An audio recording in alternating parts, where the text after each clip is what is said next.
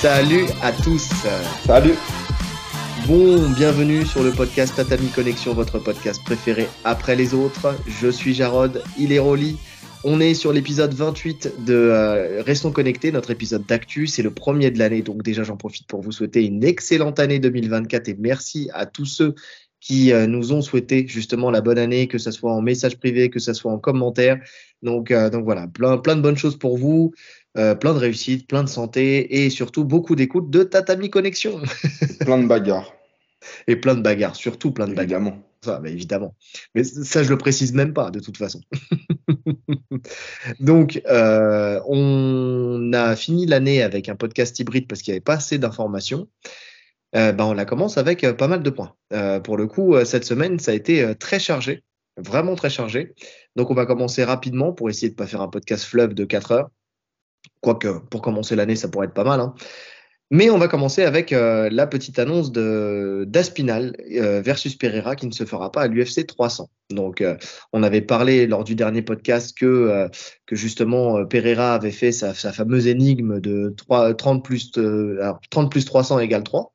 Donc, il a parlé un peu plus précisément de cette énigme-là, justement. Et on sent que Pereira, en fait, il n'a pas qu'une tête mystique, tu sais, où il ressemble, tu sais, aux hommes de pierre de l'île de Pâques. Il fait aussi des rêves mystiques, puisqu'il nous dit que dans The Mac Life, il a rêvé de cette équation de 30 plus 300 égale 3. Il dit qu'il a partagé cette équation pour que les gens l'aident à trouver la solution. Il se foutrait pas un peu de notre gueule, celui-là? Un petit peu. Légèrement quand même, puisqu'il dit que de toute façon, ça lui arrive souvent de faire des rêves avec des numéros, puisqu'il a voté, deux fois, il a rêvé de numéros de la loterie, il a gagné 2 motos. Et ça doit être une des 2 motos d'ailleurs qu'il a dû offrir à Teixeira, tu sais, parce qu'il a offert une moto à Teixeira une fois. Dernièrement. Il n'a jamais payé.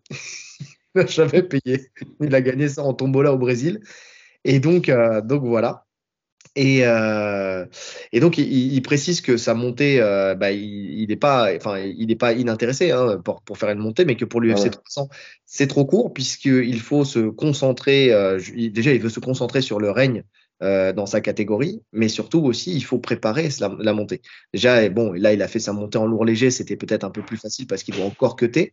Mais même s'il a, et il le dit, la taille pour le faire et le gabarit pour le faire, pour lui, il faut vraiment, s'il se concentre sur sa montée en poids lourd, il faut qu'il soit vraiment prêt, quoi, physiquement. Ouais, non, bah oui, c'est sûr. Il faut une vraie prise de masse, surtout qu'il n'est pas tout jeune, Pereira. Donc tu prends plus difficilement de la masse à son âge que quand tu es plus jeune, donc c'est plus compliqué. Mais comme tu as dit, il ferme pas la porte, hein. Non. Il ferme pas la porte, donc Aspinal un peu déçu, je pense, parce il voulait être sur l'UFC 300. Je Ouais. pense qu'ils veulent tous être sur l'UFC 300 en fait. Bah, ça, c'est sûr. C'est sûr qu'ils veulent tous être sur le FC 300. Maintenant, un peu déçu. Oui et non, parce qu'en fait, il explique qu'il le comprend tout à fait et que le fait, il comprend tout à fait aussi le fait qu'il veuille régner sur sa catégorie avant de monter. Ouais. Donc, ça le choque pas plus que ça. Tu vois. De toute façon, Aspinal, il sait qu'il est dans une situation avec sa catégorie qui est un peu particulière. Lui, il pense prendre le vainqueur de Blades versus Almeida. Donc déjà, il sait Ouais. déjà que c'est pas possible pour l'UFC 300. Je pense qu'il s'est fait une raison en vrai. Ouais, non, mais là, c'était juste l'occasion pour lui d'y être et de rester actif parce que c'est ce qu'il veut le plus. Mais bon, le vainqueur de Blades Almeida, c'est parfait aussi, hein. Ouais, ouais. Non, En c'est clair. espérant Almeida que ça fasse un combat nouveau, tu vois. Oui. Oui, bah, de toute façon, on le dit depuis le début, hein. On espère voir Almeida passer Blade. Bon, même si on n'a rien contre Blade, au contraire. Mais on sait que il y a plus d'inconnus avec un Almeida qu'avec un Blades. Blades, il a montré ses limites, notamment face à des punchers, et on sait qu'Aspinal est un puncher puisqu'il l'a encore prouvé encore une fois contre Pavlovich. Donc là, ça plus son sol, plus sa lutte, on sait que il y a pas match. En fait, il faudrait vraiment qu'il y ait quelqu'un qui ait quelque chose à apporter de particulier et surtout un domaine dans lequel il peut peut-être le dépasser, et ça peut être le sol potentiellement. Donc surtout s'il fait une masterclass contre Blades, Contre Blades, ouais. qui est bon au sol, hein, qui est bon en lutte et bon au sol, s'il arrive à faire une masterclass à ce niveau-là, là, ça me hype un peu plus pour ce combat contre Aspinall. Si Ouais. c'est pas le cas, non, parce que pour moi, il y aura pas match. Ouais, je suis d'accord. Ouais. Et pour Pereira, je crois pas que ça se fera, hein, mais il y a Walker qui a proposé de le défier S'il passe en Kalaev, Ouais, il a proposé de le combattre justement à l'UFC 300. oui. Oui, oui, bah c'est ce que j'allais dire aussi. Donc, effectivement, tu l'as dit, tout le monde veut être sur l'FC 300. Donc, déjà, bon, faut passer en KLF, déjà pour commencer, parce que c'était pas gagné sur le premier combat. Là, visiblement, il a mis à cœur de se préparer physiquement plus que la dernière fois. Donc, je pense qu'il a dû sentir le déficit de puissance par rapport à Ankalaev. Donc, je pense il a mis l'accent dessus pour ce deuxième combat, parce que rappelons que le premier combat s'était fini un peu bizarrement, et c'est pour ça, enfin, avec cette frappe à la tête. Donc ouais, c'était particulier, hein. Normalement, c'était une disqualification dans KLF, mais là, ça a été Ah, mais c'est considéré surtout comme. la réaction de Walker. Quand le médecin lui avait dit tu es où, il avait répondu dans le désert. Oui, oui, oui. C'était ça le vrai problème. Oui, blague ou vraiment Non, c'était inconscient. une blague. Je pense que Mais c'était bon, une blague connaissant le personnage, mais bon, c'était pas le moment de faire une blague. Surtout avec ce médecin en fait, qui a fait que des bavures cette soirée-là. c'est ça, c'est ça. Donc, en tout cas, bon, là, on sent qu'il s'est préparé plus physiquement. Est-ce qu'il sera en capacité de passer en KLF? On va le voir. On va le voir. Ça sera vraiment la grosse inconnue vu ce qui s'est passé sur le premier combat. Donc, mais en tout cas, s'il le passe, est-ce que tu penses vraiment que le premier à affronter Pereira pour une défense de titre, ça serait Johnny Walker? Moi, je pense Non, pas. Je pense pas plus. non, Ni ça a en aucun Calais, intérêt. de l'autre côté. En Calaïf, ça serait plus légitime sportivement. Ça aurait du sens, tu vois, mais ça vendrait que dalle, surtout Bah, pour l'UFC 300. non, oui, c'est ça. Non, non, et puis je pense que l'UFC laissera la primeur à Hill quand même, à Jamal Hill. Tu penses? Tu penses qu'il S'il va est... pas revenir avant ça Écoute, je sais pas. Je sais Parce pas, qu'il mais ça traîne quand même, hein. Hill, ça traîne. Maintenant, on n'est Ça pas. parle pas forcément de retour tout de suite, hein. En tout cas, il n'y Non, a mais pas de sorties médiatiques qui vont dans ce sens-là. ouais, après, on n'est pas dans les coulisses, tu sais, de l'UFC, à savoir s'il est proche ou pas, tu sais, de revenir, parce que là, je pense qu'ils sont vraiment concentrés sur cette UFC 300, donc ils ne parlent pas du reste pour l'instant. Surtout qu'il y a d'autres cartes aussi qui font parler avant, donc déjà, ça se fera après l'UFC 300, donc je pense que pour l'instant, ils n'évoquent même pas encore ce qui se passe après 300. Avant, oui, le 297, 298, 300, on sait que c'est des grosses cartes qui vont arriver, mais par contre, ce qui se passe après, pour l'instant, on n'en parle pas du tout. Enfin, tu vois, au mois de mars, par exemple, enfin, tu sais, à part ce qu'on dira tout à l'heure, enfin, on parlera de McGregor, mais sinon, ils évoquent pas du tout le après UFC 300. Je pense qu'ils se concentrent déjà jusqu'à l'UFC 300, ça fait déjà trois gros UFC, donc ils en parlent pas tout de suite. Maintenant, tu sais, quand tu as un mec comme Pereira qui a été quand même facilité, entre guillemets, dans son trajet vers les ceintures par l'UFC, tu lui mets pas en KLF pour sa première défense de ceinture.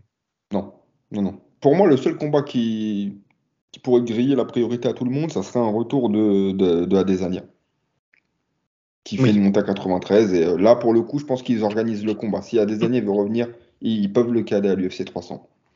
bah, Adesanya, ils en parlent de plus en plus justement pour l'UFC 300.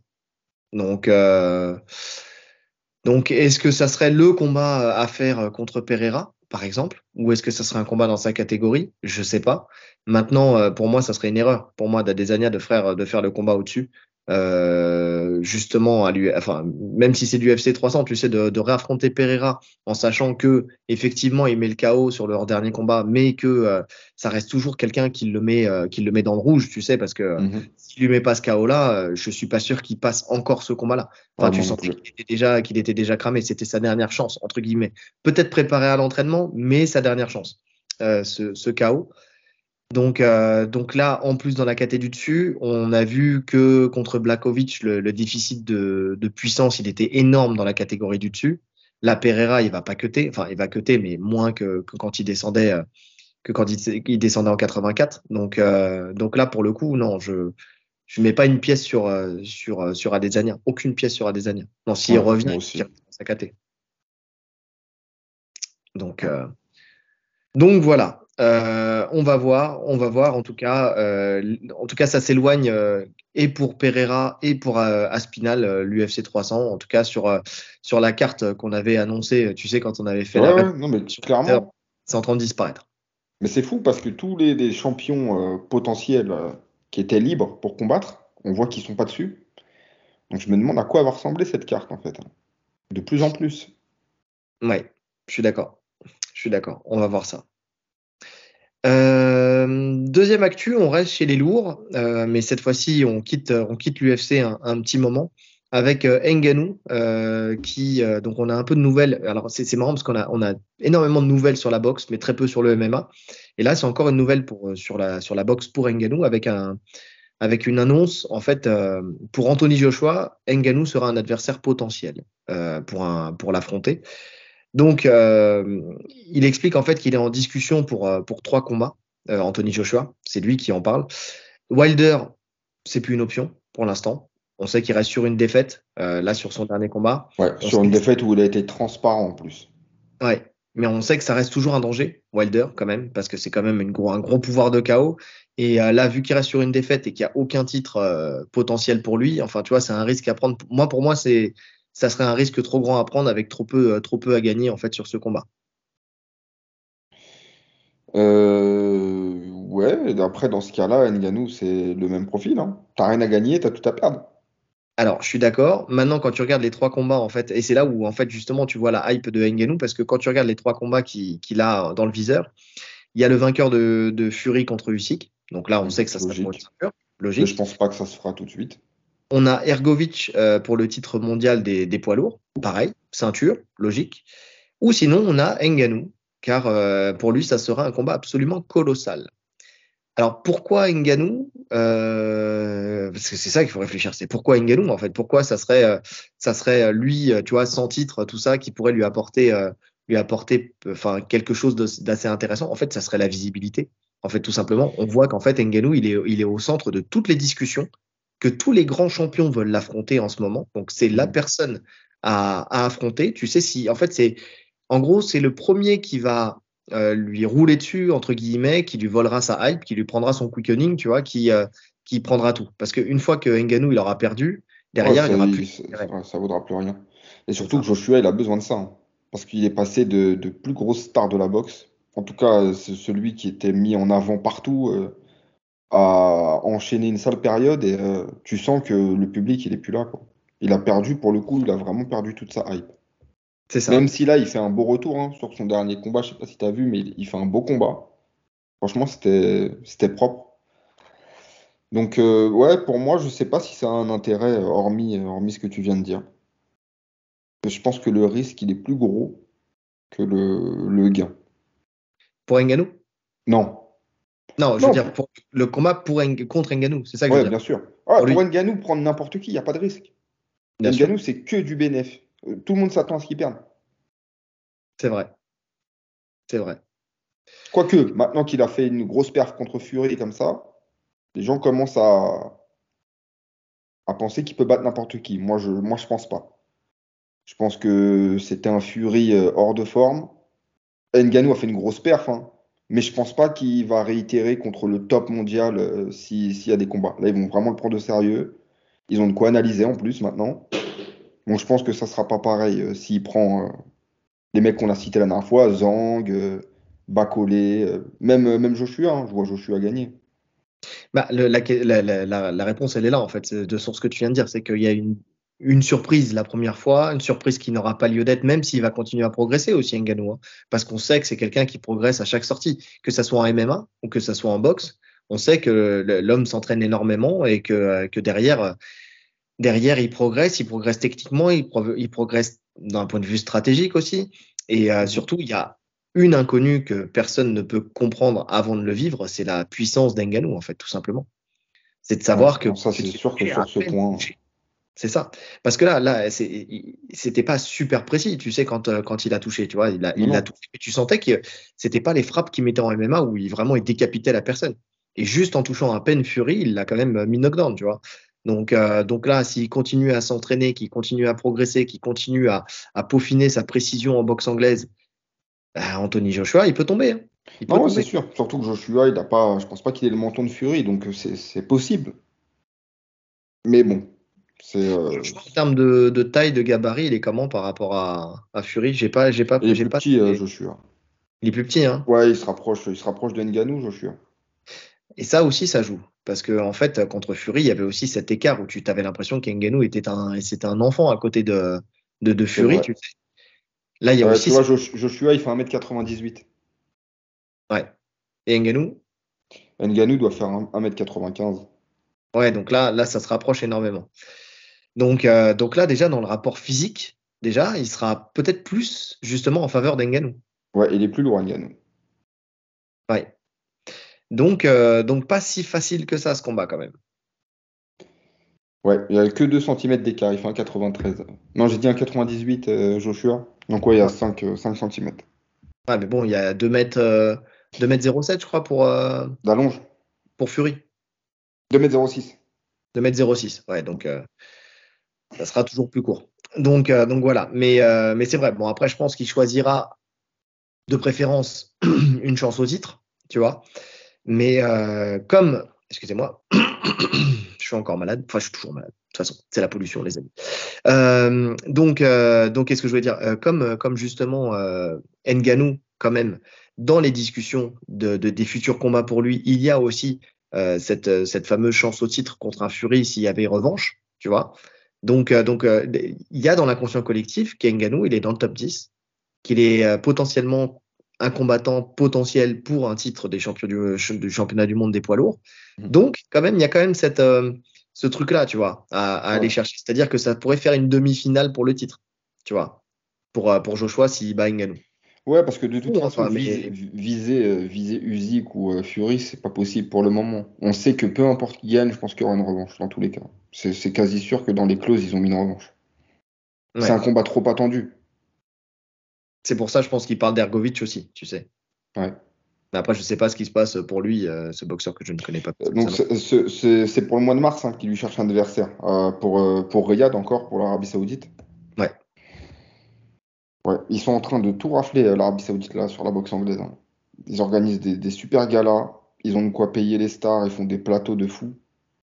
Franchement, c'est pas mal, hein. Par Pour contre, les boxeurs, c'est pas financièrement, mal. je ne sais pas ce que ça pourra apporter. Parce qu'Anthony Joshua, il a l'habitude de combattre quand même pour pas mal d'argent, je pense. Et là, pour le coup, enfin, tu sais, quand on voit les résultats du pay-per-view pour Ngannou qui ont été désastreux, tu vois, niveau financier, je ne sais pas si c'est si intéressant que ça, à moins que l'Arabie Saoudite allonge. Je pense que c'est ça, hein. Moi, je pense que c'est ça, hein. Je pense que Donc, c'est. Ouais, je pense qu'ils arrosent. Je pense que le pay-per-view, ils s'en foutent. ouais. En tout cas, ça pourrait peut-être permettre à Ngannou de faire un plus gros salaire encore que la première fois. Parce Ça, que il y a là, des chances. Ah oui. Et donc, ça nous amène à l'info d'après, si on a fini sur ce Mhm. sujet. C'est sa générosité vis-à-vis de son équipe avec justement son changement de statut et sur le fait qu'il gagne beaucoup plus d'argent. C'est Eric Nicksick qui a pris la parole récemment en disant que justement Ngannou faisait profiter de sa réussite à toute son équipe.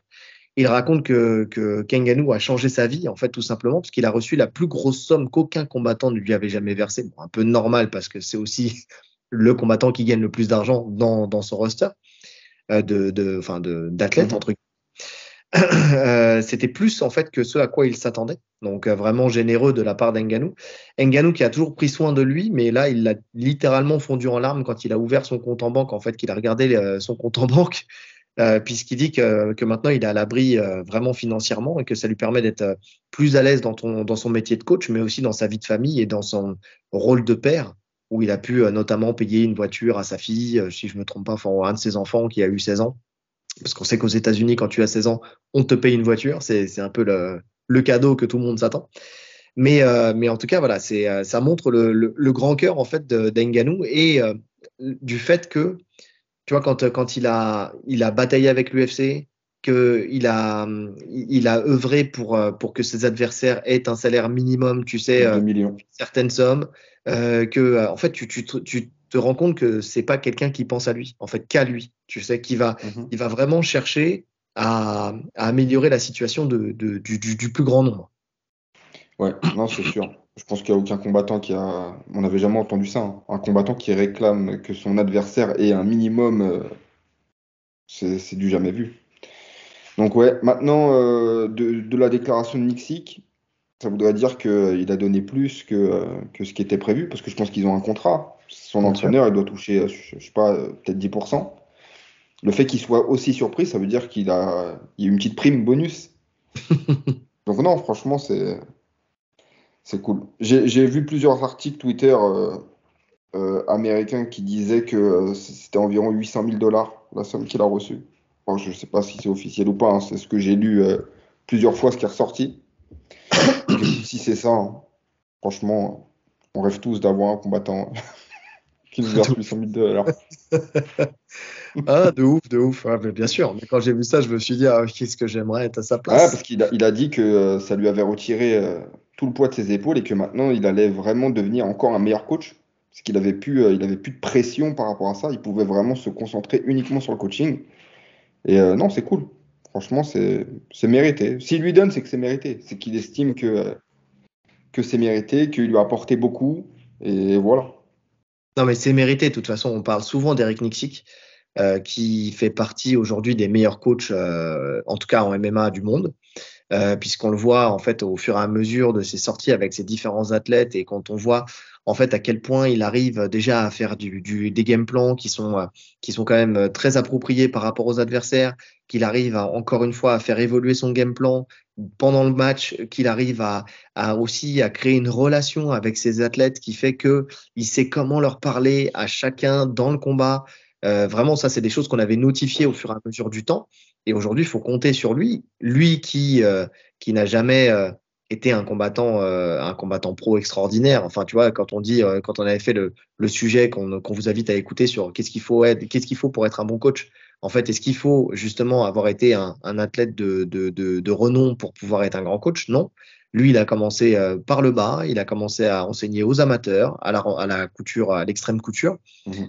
aux amateurs. Et puis après, il a commencé à monter, il a fait quelques professionnels et au fur et à mesure, bah voilà, il arrive avec un Ngannou, par exemple, qu'il a amené au plus haut niveau aussi, enfin encore, à passer un step d'un niveau, encore une fois, quand Ouais. il a affronté Gann et qu'il a pu montrer encore plus de variété technique. Là, on voit que dans un domaine qui n'est pas le sien, la boxe anglaise, il a quand même réussi à, à faire en sorte que Ngannou puisse tenir tête au numéro un mondial de la boxe, tu vois, donc chez les poids lourds. Donc pour Ouais, le il coup, s'adapte très bien aux qualités de ses athlètes, en fait. ouais, Il sait composer avec ce qu'il a. ouais, c'est clair, c'est clair. Donc ça montre sa polyvalence aussi et puis son intelligence, tu sais, dans le coaching. Parce que c'est vraiment ça, en fait. Être un grand coach, c'est être un bon analyste, c'est connaître son athlète, mais c'est connaître aussi l'adversaire, c'est connaître les spécificités d'une discipline. Et lui, on voit qu'il est adaptable, qu'il est intelligent dans son coaching, qu'il est fait pour ça, en fait, tout simplement. Ouais. Donc, tu sais, il y a des gens qui se révèlent pas en tant que combattant, mais qui se révèlent en tant que coach. Et lui, pour le coup, il s'est révélé en tant que coach et j'ai hâte de voir la suite pour lui. Donc, d'autant plus là, si effectivement son esprit est libre et il peut, enfin, qu'il puisse encore plus être justement dédié à sa discipline, quoi, qui est le coaching. Donc c'est une bonne chose. Mais en tout cas, un gros bravo à Ngannou qui sortie après sortie aussi montre sa grandeur d'âme, tu sais, au travers Ouais, de ces choses-là. tout à fait.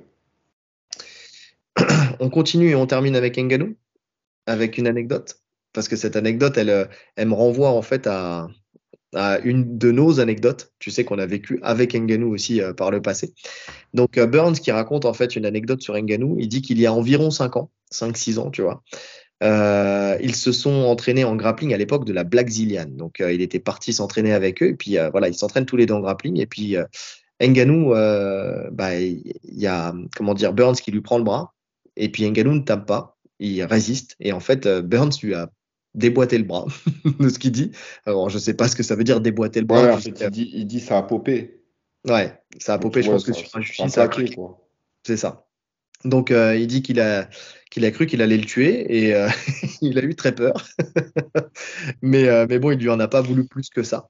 Donc voilà, ça montre aussi le fait qu'effectivement, Ngannou ne tape pas, mais que c'est pas quelqu'un de véritablement méchant non plus, hein, parce qu'il aurait très bien pu l'écraser d'une seule main, tu vois, parce qu'il n'avait pas besoin des deux. Hein. Mais après, je pense que tu sais, il raconte ça avec l'anecdote où il en joue un petit peu. Mais moi, je retiens deux choses en fait de cette anecdote. C'est que la première, c'est que bah déjà, Burns est un tueur au sol, hein, et que peu importe le fait qu'il y ait un combattant qui fasse 40 kilos de plus que lui, bah, C'est il la peut lui première prendre chose que je le bras, me suis dit. voilà, et le Quand soumettre. c'est là, ouais. Bon, après, c'était il y a 6 ans. Ah, Ouais, mais il était déjà c'est quand chaud. même 110 kilos, hein, il y a 6 ans. Ouais, il était déjà chaud. Il est déjà... Donc, Ouais, ouais, c'est vrai. Et donc, ça montre aussi qu'il y a 5-6 ans, en fait, le niveau de grappling de Ngannou n'était pas celui qu'il peut être aujourd'hui, tu sais. Et nous, on l'avait vu, on l'avait vécu, en fait, au CLS. On va vous renvoyer très loin pour ceux qui sont les puristes, en fait, du jiu-jitsu brésilien, tu sais, en France, qui connaissent les compétitions d'antan. Le CLS où il avait fait l'Absolute, À justement. Sevran. C'était à Sevran, exactement. Il était venu que pour l'Absolute et parce qu'il y avait une prime, tout simplement, à gagner. Une grosse prime. Et une grosse prime. Et nous, on avait donc un de nos élèves, Samy, qui a fait, et d'ailleurs le combat est sur la chaîne Alpha Fight Club, hein, si vous voulez le voir, il est disponible, il est là. Et donc, il avait affronté en demi-finale, justement, Samy. Donc, déjà, en quart de finale, il avait affronté Ziad Solani, ou Ziad Solani, qui était déjà un excellent jiu-jitseros, mais vraiment un excellent jiu-jitseros, très gros compétiteur à cette époque-là. Et Il l'avait blessé, je crois, à l'épaule, il non? l'avait blessé à l'épaule. Il lui avait arraché l'épaule. Donc c'est suite à ça où il a eu ses problèmes, justement, la Hmm. blessure qui traînait et tout ça. Bon, bref. Demi-finale, il affronte justement Samy. Donc Samy qui avait remporté lui sa catégorie en moins de 84 confirmés, donc qui faisait 84 kilos. Là où Ngannou en faisait déjà, ouais, ouais, il était bien à Ouais, 110, un 100. bon 110. Hein. Ouais. Donc déjà un monstre, un monstre. Et ça nous a donné un combat qui restera dans les mémoires de beaucoup de monde, puisque tous ceux qui étaient là, en fait, ils étaient, en fait, la salle s'est arrêtée pour ce combat. De voir un mec de 84 kilos longiligne comme ça affronter ce monstre Ngannou que tout le monde connaissait déjà parce qu'il avait déjà fait des combats en MMA au 100% fight et tout ça. Enfin, tu vois, c'était le début du Predator. Hein. En France, on commençait déjà à savoir qui c'était quand on l'a vu arriver. Ouais, non, mais tout le monde, personne ne voulait l'affronter, moi je m'en rappelle. C'est les gens, ils disaient, il y avait déjà des bruits qui circulaient sur lui, des légendes urbaines. Où il y a un mec qui disait, ouais, quand il t'attrape le bras, il a juste à tordre comme ça te casse le bras. Tu sais, tout le monde avait peur en fait. Avant de monter sur le tatami, les gens, ils avaient peur de l'affronter. Sauf Samy Ouais. Et Deli. et Delhi. Mais ça sera l'étape d'après. Mais donc, Samy qui l'affronte et qui fait une guerre absolue, qui s'était soldée par une victoire d'Ngannou, certes, mais à 0-0, il y avait 5 avantages à 3, si je me trompe pas. Ouais, un truc comme ça. Euh, Il n'y a donc, pas eu de point bon, marqué. ouais, et tu voyais déjà pourquoi je parle de ça? Parce qu'en fait, il se faisait prendre dans des soumissions qu'il aurait jamais dû prendre normalement avec son gabarit. Alors, c'est son gabarit d'ailleurs qui le sauve, puisque, Dans le triangle. il prend le triangle, par exemple. Enfin, il prend aussi, je crois qu'il l'avait attaqué en Kimura aussi, si je me trompe pas, Oui. si je me souviens bien du combat. Ouais. Donc triangle, Kimura, et en fait c'était juste son gabarit qui le sauvait. Bah, d'ailleurs, comme on l'a vu aussi quand il se fait prendre par Cyril Gane, tu sais où il vient être pris en Kimura et qui vient tendre le bras de force en fait pour pouvoir retirer sa soumission. Donc voilà quoi, c'était ça qui l'avait sauvé, mais il manquait de technique, ce qui fait que derrière, bah, quand il a affronté Delhi sur la finale, bah, il a perdu, il est arrivé deuxième, parce que Delhi qui était plus physique, hein, il était en moins de 100 Delhi à cette Ouais, ouais, époque. il était lourd, Deli. Et Je me il rappelle l'avait, aussi de ce combat. Il l'avait renversé en X-Guard. ouais, ouais. Donc il l'avait battu au point. Et mais moi, ce qui m'a marqué le plus, C'est le c'est le sprawl. moment exactement où Samy a essayé de rentrer en double leg sur Ngannou qu'il l'a sprawlé d'une manière bah, non contrôlée, puisqu'il n'avait pas la capacité technique de contrôler son sprawl, donc il l'avait littéralement écrasé. Et là où toute la salle criait le nom de Samy, était en train de l'encourager, d'un coup d'un seul, en fait, on Silence. entendait les mouches voler. C'était vraiment Ah, on s'est dit, un il est mort. silence. Ah, moi qui étais sur la chaise, ça s'est passé juste devant mes yeux, je te Ben, jure. j'étais à côté de toi, j'étais en train de gueuler à côté de toi et on voit sa tête s'écraser sur le tatami. C'est ça. Et tu sens que tout le monde, nous les premiers, tu sais, en fait, moi j'étais là comme ça, je me suis reculé sur ma chaise. Je me suis dit, putain, ça y est, il est mort. Et en tout cas, il est sonné. Et puis finalement, il est resté accroché au corps de d'Ngannou et puis c'est reparti. Non, c'était une guerre de fou. Non, vraiment, vraiment, si vous voulez voir un beau combat improbable comme ça, un beau freak show entre un mec beaucoup plus costaud qu'un autre, mais qui avait bah, justement juste le cœur du cœur au ventre, tu sais, pour l'affronter, bah, allez voir Sami Dali versus Ngannou sur notre chaîne YouTube. Vraiment, vous serez pas déçus. Vous serez pas déçus. Le mec En fait tout de la cas, pub en plus pour la chaîne YouTube. Quel mais bien génie. sûr, Un roi du marketing. l'utile à l'agréable. Bah attends, 2400 abonnés, hein, quand même. Hein. Attends, attends. Euh, Mais en tout cas, voilà. Mais ça montre quand même la technicité et la force de Burns d'avoir pu venir arracher le bras d'Ngannou à cette époque-là, quoi. Parce que même Ouais. si, pas technique, mais c'était quand même déjà une force de la nature. Non, clairement, clairement. Mais encore une fois, bel esprit, hein. Ouais, Parce qu'il y en a plein qui seraient énervés pour le coup. ben, bien sûr. Ben, surtout quand tu viens, tu arrives aux États-Unis, tu veux faire ta carrière en MMA, tu sais, t'es déjà à l'UFC. Tu sais, ça peut avoir un impact sur ta carrière, tu vois. Donc, Mhm. donc pour le coup, oui, ça aurait pu avoir des implications, mais sous ce torse musclé, bah, un petit cœur tendre. Et voilà, c'est ça. Bref, on continue. Donc, et oui, et c'est ça aussi, c'est que le niveau de grappling de Burns aussi, bah, on le voit, hein, et c'est ce qui a fait aussi, on l'a vu, la différence avec Shimaev quand ils se sont affrontés sur ce premier combat où on a vu un Shimaev plus humain, tu sais, qui a été stoppé justement. Quelle transition. Tu l'as senti la transition. Oh, quelle Donc, transition. Le mec est bon. Parce que moi, j'ai l'ordre, vous savez pas, les gars, mais j'ai l'ordre des sujets et je le sens glisser. Et Magnifique. donc, et donc voilà, il a commencé à le rendre humain avec ce combat-là. Donc ce premier combat où on a vu que c'était pas la machine qui finissait tout le monde au premier round et qui pouvait mettre KO tout le monde ou soumettre tout le monde. Et là, en fait, bah, cette hype de Shimaev qui a commencé à réduire en fait avec ce premier combat contre Burns, puis avec le combat contre Kamaru Usman, en fait, comment dire, elle se concrétise avec le fait que on le constate, en fait, avec le fait que Burns, enfin que Shimaev, pardon, sa hype soit en berne, quoi, tout simplement. Donc parce qu'on le voit avec les fans, en fait, les fans qui de plus en plus sortent du train Shimaev, tout simplement. C'est la On a eu, phrase que j'ai écrite. Magnifique. ah, tu vois, on est connecté. Les fans descendent du train. Mais c'est ça. Donc, on a vu des commentaires comme quelqu'un qui a mis Kamaru, 36 ans, dans une nouvelle catégorie de poids, avec un préavis de 10 jours et des genoux en pierre. J'ai aimé les genoux en pierre. A fait match nul avec cet homme. On voit quelqu'un d'autre qui dit je le dis depuis que Burns l'a mis en échec. Ramzat, c'est une fraude. Il a un rang en stock et c'est tout. Adieu le titre. Donc, ça, c'est Ouais, pour les fans il y a, lambda. il y a plein de gens qui ont dit ça. Il y a plein de gens que, ben, on l'a tous pensé, hein, plus ou moins, hein. Après, en fait, tout dépend de où tu plaçais la hype Shimaev. Parce que les gens, ils en ont fait une montagne. Moi, je suis pas déçu parce que j'étais pas hypé incroyablement, tu vois. Je le mettais à son niveau. Donc, ce qui fait que moi, ce qu'il a fait contre Ousmane, ça m'a impressionné. Parce que je l'imaginais pas à ce niveau de lutte, tu vois. Ouais, mais encore une fois, à ce niveau de lutte, ouais, à ce niveau physique aussi, Ah, surtout. de lutte quand même. De lutte quand même, mais on a vu les failles de sa lutte. Enfin, tu vois, quand même. On a vu que si tu lui retires ses aptitudes physiques, bah, et d'ailleurs, tu le vois, enfin, et comme on l'a dit, si c'était vraiment, enfin, on va pas refaire le match, hein, parce qu'on l'a déjà fait et on vous renvoie à notre débrief, mais notre débat reste le même, c'est-à-dire que à partir du moment où tu as un demi-round ou un round dans les pattes en lutte et que derrière, t'es pas capable de reproduire, c'est que le physique prend trop de pas par rapport à la technique, c'est que la technique Ouais, prend. non, mais il y a un gros problème. Il y a un gros problème, Shimaev. Je comprends pas. On nous le vend depuis le début comme un mec qui s'entraîne. Ça, à l'époque, on parlait de 5 entraînements par jour quand il a Hmm. commencé à arriver à l'UFC. Le mec, c'était une machine qui enchaînait tout et tout. Et finalement, dans la cage, ça se ressent pas. Il a un rendement.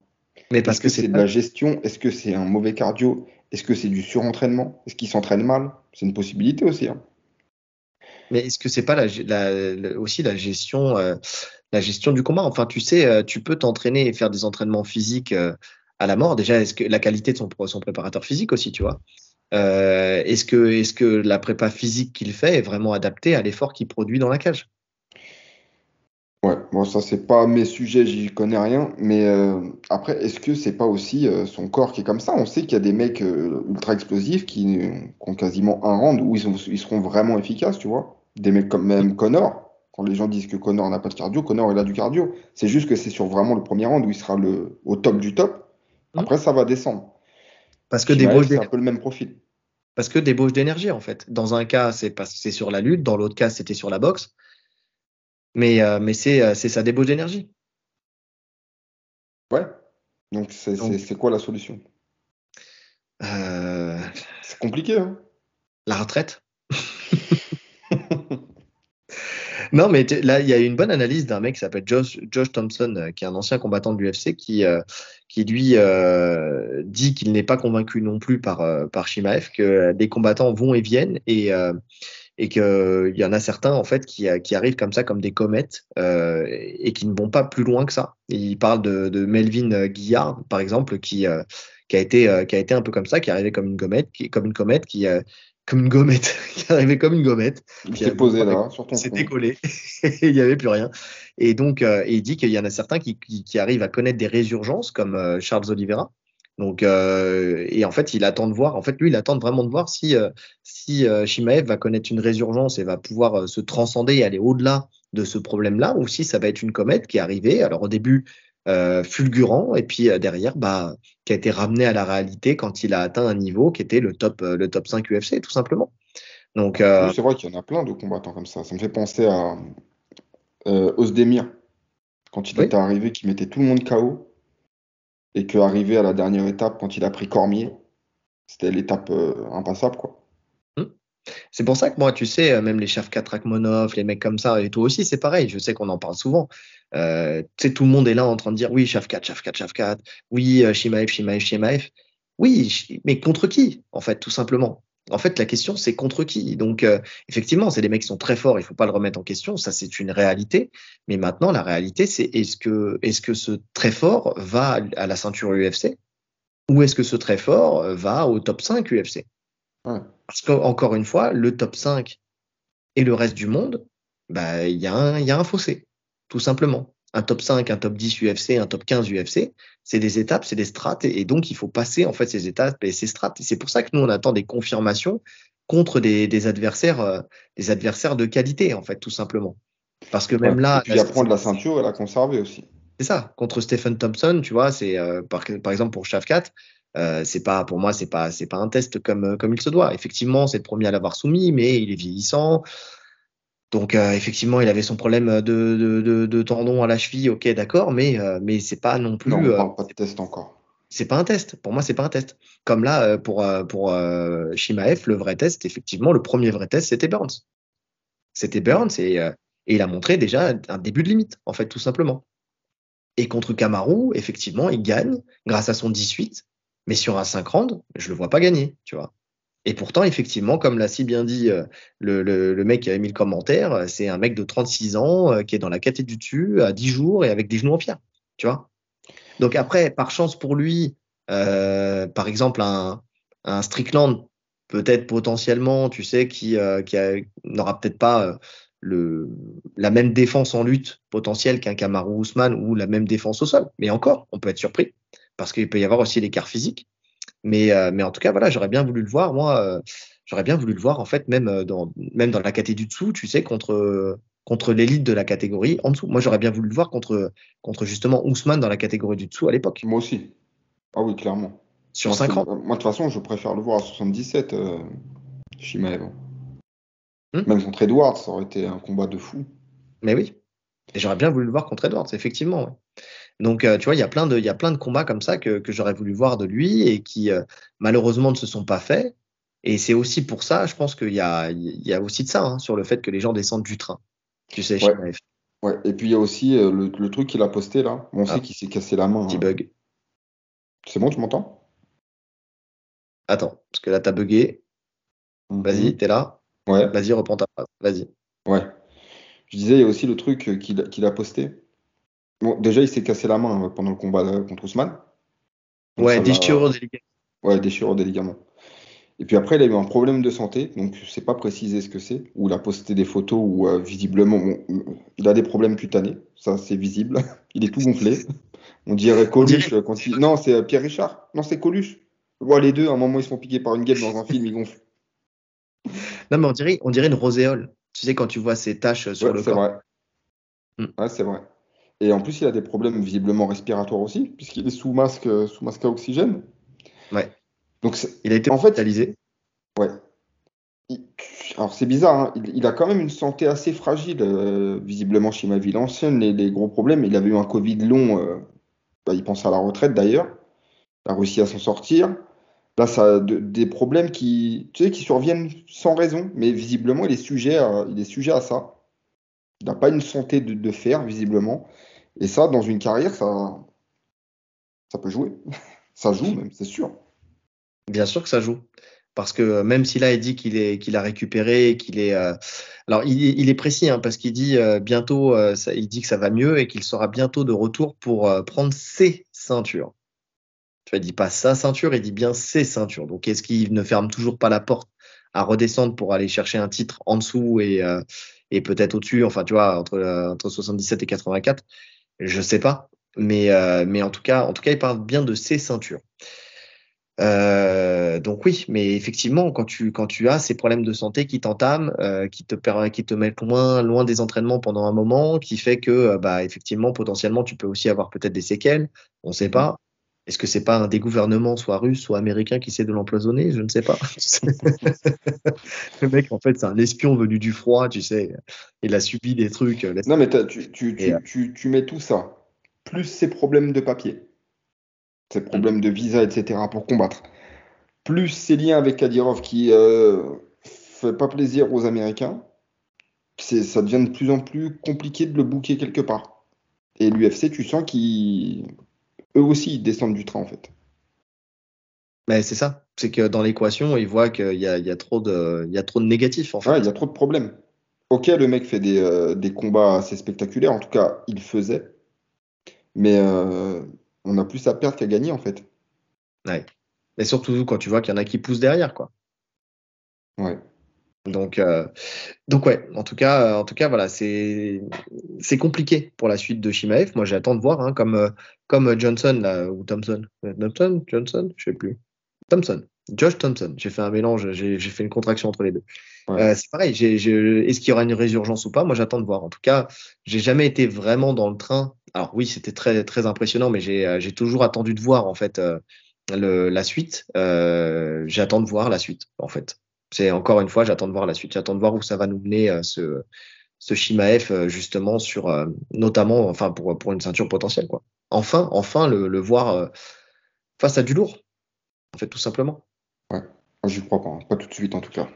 Ouais, ouais, Je ouais. pense que pour le coup, l'UFC, là, ils vont lui remettre. Il n'y aura pas de passe droit. Non, il y aura pas de passe droit. Non, non, non, non, Ouais. non. Il va monter les étapes comme tout le monde. Mm. En tout cas, le retour se fera pas contre Costa, Non. puisque Costa est booké avec. T'es en train de me niquer tous mes effets, c'est pas vrai avec tes rires, là. Puisque Costa est booké contre Whittaker, de toute façon. Mais Oui. surtout Costa, on a eu une info qui est sortie cette semaine qui dit qu'il a été le combattant le plus testé par l'USADA depuis le début du partenariat avec l'UFC. Donc, et aussi le plus testé cette année. Cette Donc, année, ouais. il y a une petite vengeance de l'USADA aussi avec l'histoire du Secret Juice. Mais quand même, donc si on reprend les chiffres, en tout cas sur le début, jusque depuis le début du partenariat USADA-UFC, donc il a été testé 135 fois, ce qui est énorme. John Jones, c'est 111 fois. Donc déjà, le gap entre John Jones, qui lui a été un, un dopé avéré, entre guillemets, même si derrière, ils sont Ils sont revenus dessus. revenus sur les picogrammes, Ah, etc. ok.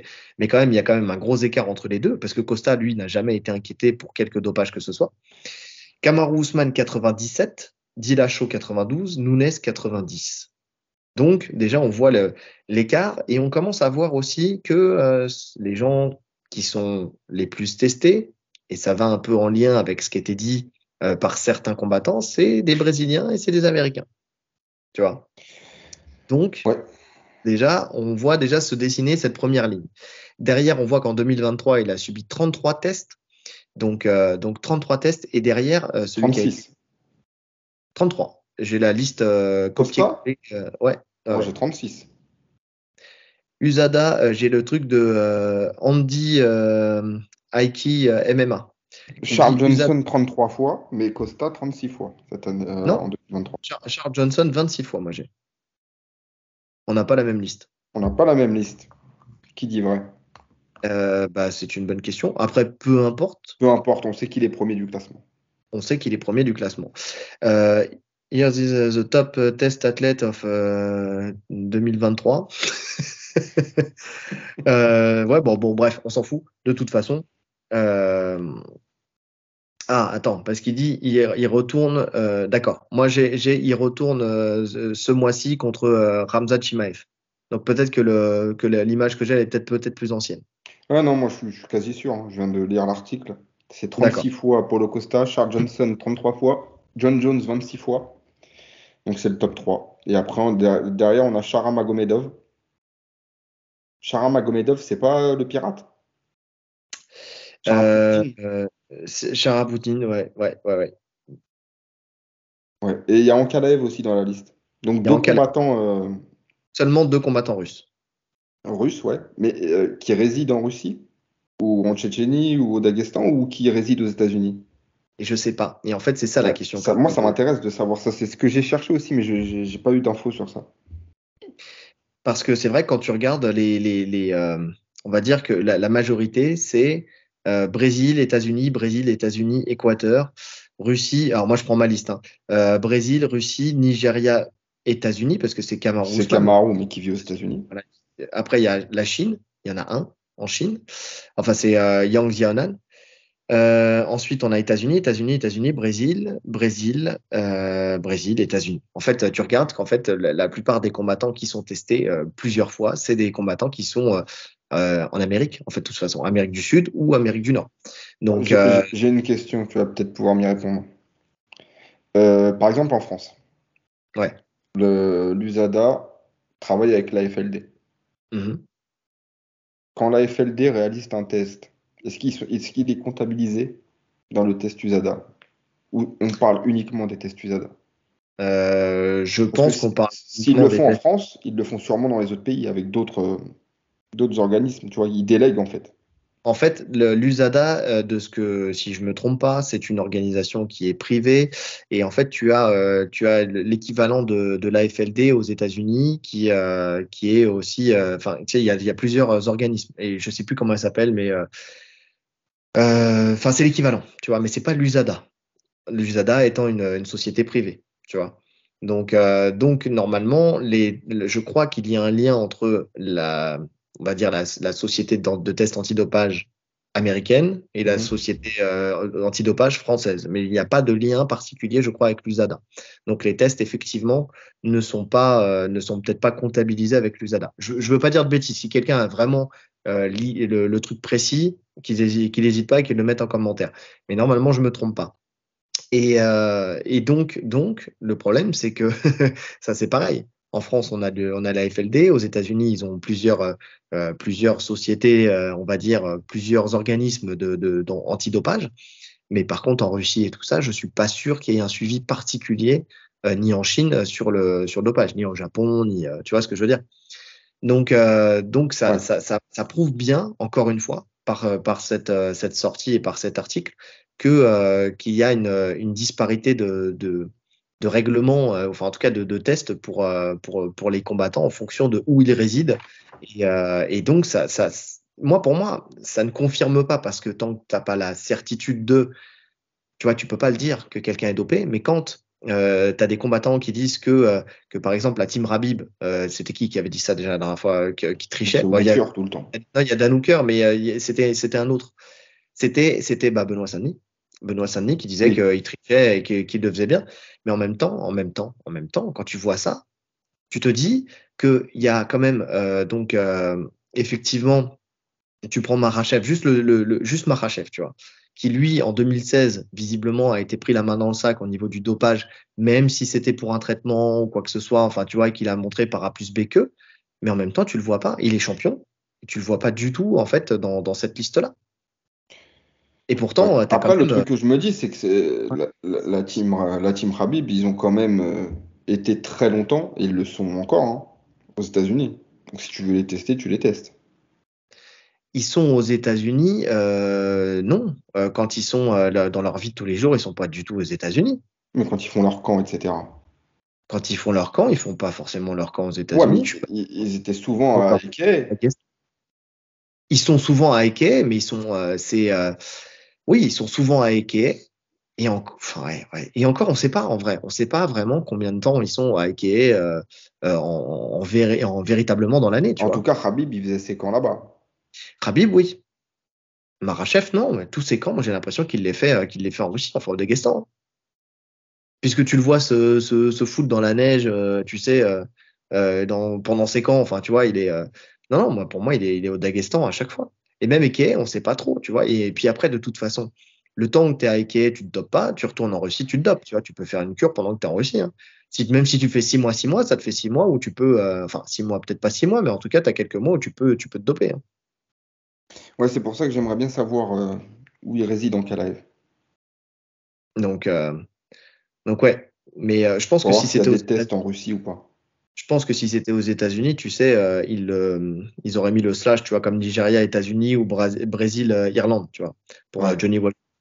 Donc je pense qu'il doit être, ou alors, enfin, je sais pas, ou alors c'est des doubles nationalités, mais c'est peut-être des doubles nationalités quand ils font ça, mais ça dit pas le pays de résidence. Je sais Non, pas. c'est pas qui a des doubles Irlandais, Brésiliens? Ouais, Non. non, c'est pas une Ils double s'entraînent en nationalité. Irlande, c'est tout. Ouais, c'est ça, ouais, ouais. Ouais, bon, je sais pas, je veux pas dire de conneries. Mais en tout cas, bon, moi, c'est marquant, en tout cas, de voir qu'aucun combattant, tu vois pas non plus Shimaev, tu vois. Tu vois pas Shimaev, tu vois pas Makhachev. Bon, après, tu me diras, tu vois pas non plus Volkanovski, tu vois, dans les Tu plus vois pas non testés. plus Volkanovski. Donc, Ouais. mais c'est pareil. Mais Qui reste un combattant actif parce que tu vois, en fait, c'est ça qui est drôle. Ils ont testé Paulo Costa le plus, alors que c'est le mec qui a le moins combattu de l'UFC. oui, Le mec, ça fait au moins 2 ans qu'il combat pas. ouais, mais parce que sous prétexte qu'il a un physique de malade, il le teste comme c'est pas permis, tu vois. Parce que je pense que c'est ça, hein, c'est juste le critère physique. Et après, je pense qu'il y a aussi cette guerre ouverte entre l'USADA et lui, Ouais, parce qu'il se fout de leur parce que gueule. à raison, les mecs, il est en plein cutting, ils viennent le tester à 6 heures du matin, alors qu'il est en plein cutting, alors que lui, on sait qu'il cut énormément en plus. Donc c'est ça qui lui a foutu la haine, en fait, tout Après, je simplement. pense que c'est vrai que quand tu vois Costa physiquement, tu te dis il y a un problème. De la même manière que tu vois un Romero, tu te dis il est chargé comme une mule. Oui, oui, oui. Et puis quand tu vois ce qu'il cut. Mais bon, que tu le fasses faire pipi dans le bocal juste après la pesée, tu vois, une fois qu'il l'a validé, ou que tu le fasses faire pipi dans le bocal à 6 heures du matin avant la pesée, alors que tu sais qu'il Alors doit qu'il a finir. plus d'eau dans le corps, de toute façon.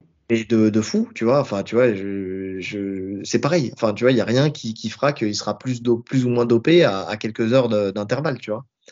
Donc, euh, donc bon, à moins qu'il y ait des techniques qu'on ne connaisse pas. Mais voilà. Mais c'est quand même marquant. En tout cas, c'est marquant de voir que si tu es au Brésil ou si tu es aux États-Unis, tu vas te faire beaucoup plus tester. Maintenant, si tu es en France aussi, mais parce que la FLD va faire son taf. On l'a vu avec le Canora qui se fait énormément tester aussi. Ouais.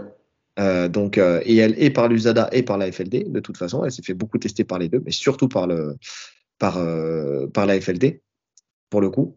Mm. Et donc oui, non, non, ça joue C'est pour énormément. ça que je me dis, François, ils ont forcément un lien avec l'USADA, la FLD. Sinon, quel intérêt pour eux de la tester? Elle combat même pas en France. Même Euh, s'il chopait un athlète pour dopage, quel ouais. intérêt? Dans quel sens tu veux dire? Qui aurait par intérêt à la La preuve? FLD, la FLD. Admettons, demain, moi, je suis combattant. Il Mais me si elle chope. combat en France. Oui, elle combattait en France. Mais là, quand elle a signé à l'UFC, ils ont continué de la tester. Mais parce qu'elle combattait à l'UFC Paris. Elle combattait en France.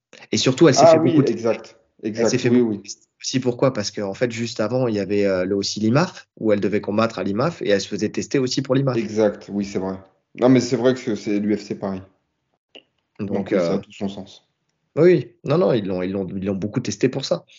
Mais oui, en tout cas, voilà, ça montre quand même que si tu veux être un combattant qui peut se doper, faire ses cures quand il faut, bah, il faut pas être, il faut pas être aux Ni États-Unis. brésilien, ni américain.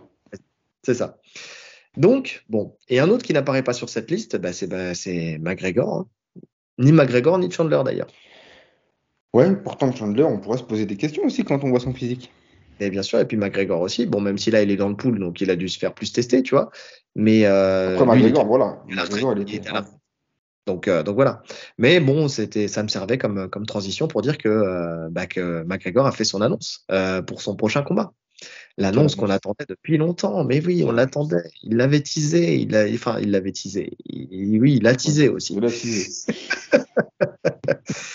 Non, non, il a teasé cette annonce. Il avait dit pour le nouvel an. Je vais vous dire contre qui je vais combattre, quand, comment, enfin donner toutes les infos. Et il l'a fait. Et il a sorti la vidéo qui pourrait passer sur Malaise TV, hein, une de plus, qui pourrait passer sur Malaise TV, où il est à table avec un verre de vin rouge, un énorme verre de vin rouge, où il fait, je sais pas, il veut faire c'est l'œnologue, où il fait tourner son verre de vin, mais tu sens que c'est pas du tout naturel. Tu sens que cette vidéo, elle est pas du tout naturelle. Alors, Je suis sûr qu'il aime même pas le vin. de ouf, de ouf. Mais Il a dû faire ça, il a goûté, il a dit c'est dégueulasse. c'est dégueulasse d'ailleurs, il a fait le recracher. Non, mais en vrai, quand j'ai vu cette vidéo, je me suis dit c'est une blague en fait. Il se fout de la gueule du monde. C'est vrai Je que vais c'était difficilement. crédible. Ouais, voilà. Il n'y a plus de crédibilité dans les déclarations de McGregor. Non. Je vais lire la traduction de ce qu'il a dit. Il a dit: Mesdames et messieurs, je vous souhaite à tous une bonne année.